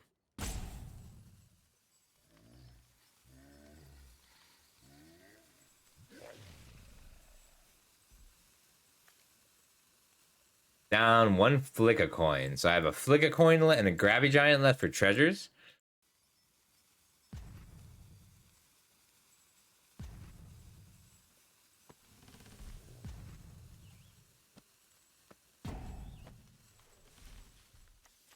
Taking 2 in the air. Digging for an answer. They have a removal spell, I die anyway. Ginger Brood is the safe play. There's just a limit to how greedy I can be. The thing is, Goose Mother is my way out of this match. They're at 9 cards left in the library. We can deduce it out.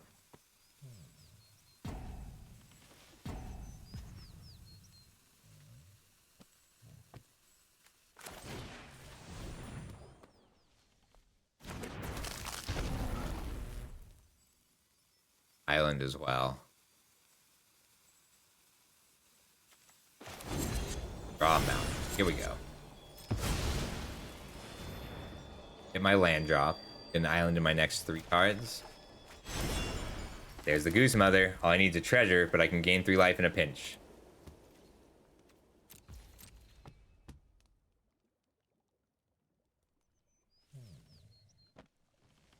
Need a blue source. I need a Goose Mother, have it resolve, do some chump blocking. And if they have anything here, that's fine. So 1 spell stutter, 2 stopgaps, a rat out, a candy grapple, oh, no candy grapple, fairy fencing, 1 rare. That is a 3rd stopgap. 3, 4. So most of their deck remaining should be creatures. Red source, that is 4. They milled 4 lands. 4, 8, 12, 13, 14. So their deck is 3 lands. Yeah, that's fine.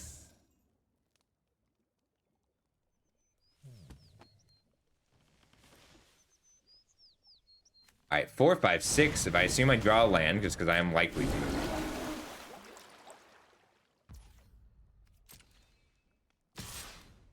They're not going for lethal.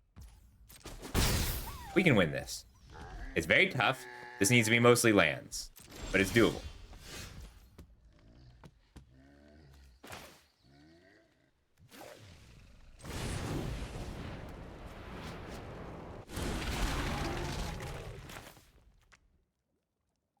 Flick a coin. Gain 3 life. That's what we're doing. And if they have a counter spell or a pump spell, we die. But I don't think they had a pump spell because I was effectively tapped out last turn. They didn't grow their prankster.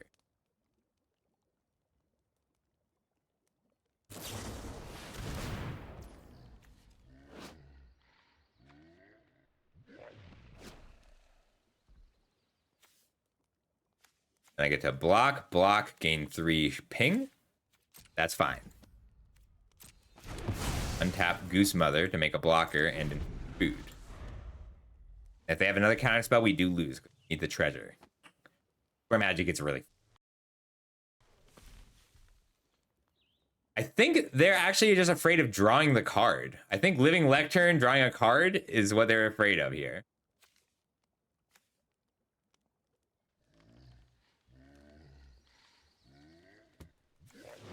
Because Living Lectern also draws a card.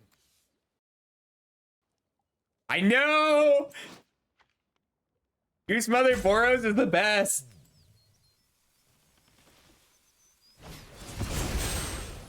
Holy crap. I mean... Oh boy. Say 3, I die? Okay, what do they say on Talion? If it's 3, I die. 2 is the most common. But I can block it. I only have to live 3 turns. The more devastating thing is the losing 2 life. So if they name 3, I lose the game. And if they name... Oh shit, if they... I can mill them. I can mill them out with their own Talion.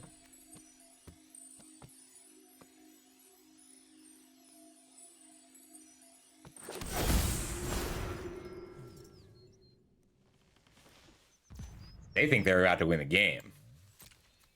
Oh my god, they know. They know I can mill them out.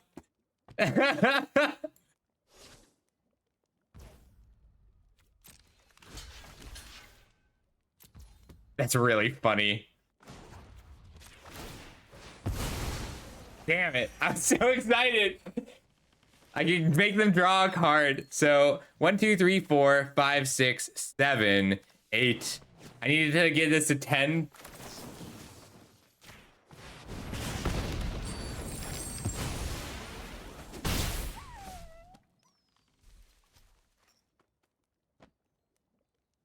Do it. Archive Dragon. All right. So 1, 2, 6. I can do X equals 4 to make a 6/6 and eat a food.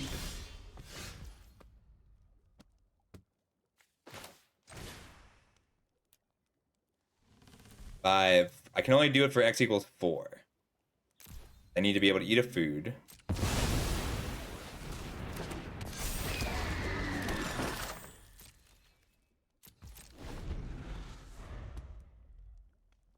They did know. This game... One of the reasons I always try and hit Mythic is because playing against players playing at their best is so cool. Yeah, if they have a spell, we lose, but that's been the case for 3 turns. Like, how many removal spells can they run? They've used 6 removal spells and a curse. We can block, gain 3, take 4. Or we have to block here, unfortunately. If we get untap and we can hit a treasure.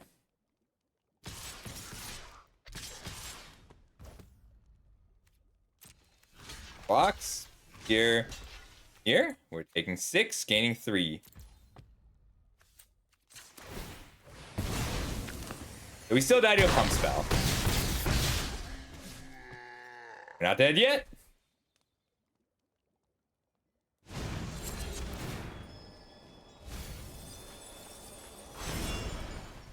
Fine.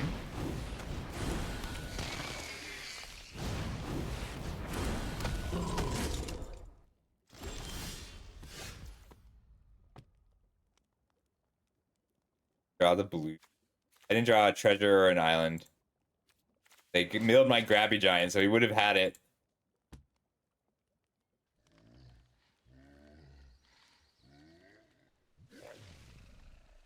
We're taking 4 in the air. I could attack with the Goose Mother and bluff a kill, which incentivizes blocking with the Prankster.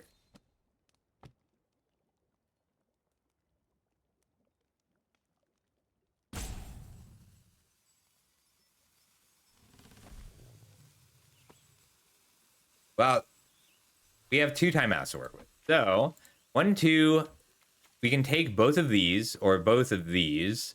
So block, block, takes 7. So, if I can draw a card, I can disable this, but it costs me 3 life. If I draw a card, if I had a blue source, I could Bitter Chill dig for an Archon's Blessing, and then jump my Red Cap Thief for 10 damage. I don't have a way to haste my creatures. I use my Archon's Blessing. I cannot dig for it. I can get a Flick a Coin and Bitter Chill.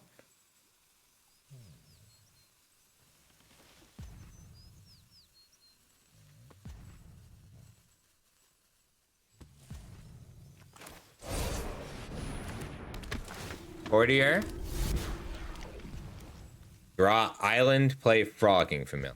Then I die. But we don't live here because we get to block, block, block, gains 3, 4. I'm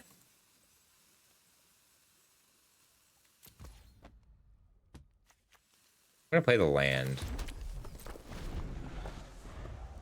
I really did have lethal on them if they played this on 2 or 3.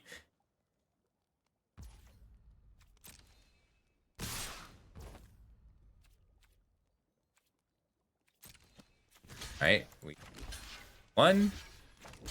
Eat the Italian. Don't take 6. Take 1, 2, 3, 4. Blockers, if they have an instant or sorcery, we die. They don't.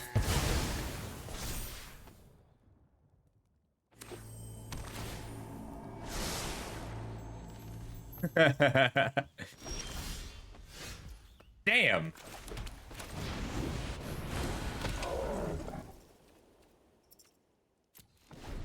A Goose Mother play was not enough. They beat us with 0 cards in library. I think their hand was mostly draw spells. I think it was all quick studies that they couldn't play. Maybe even some sleight of hands. That was a great game.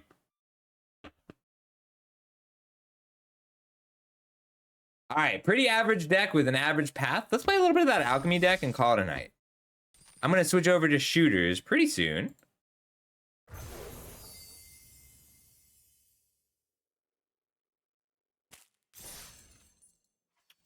We could do it also another normal draft. Oh, I have 1 game left of this quick draft that I wanted to finish before I forget.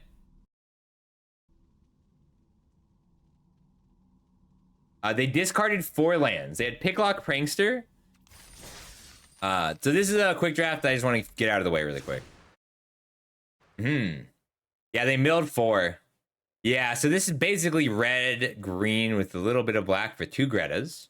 1 swamp, 1 evolving wilds. We're fixing my lands. 1 swamp, 7 forests, 6 mountains. 1 swamp, 7 forests, 6 mountains, 2 braves, and this is a good leaping ambush deck. Let's play. So this is 6-1. Let's get that trophy really quick, and then we can do a fresh one.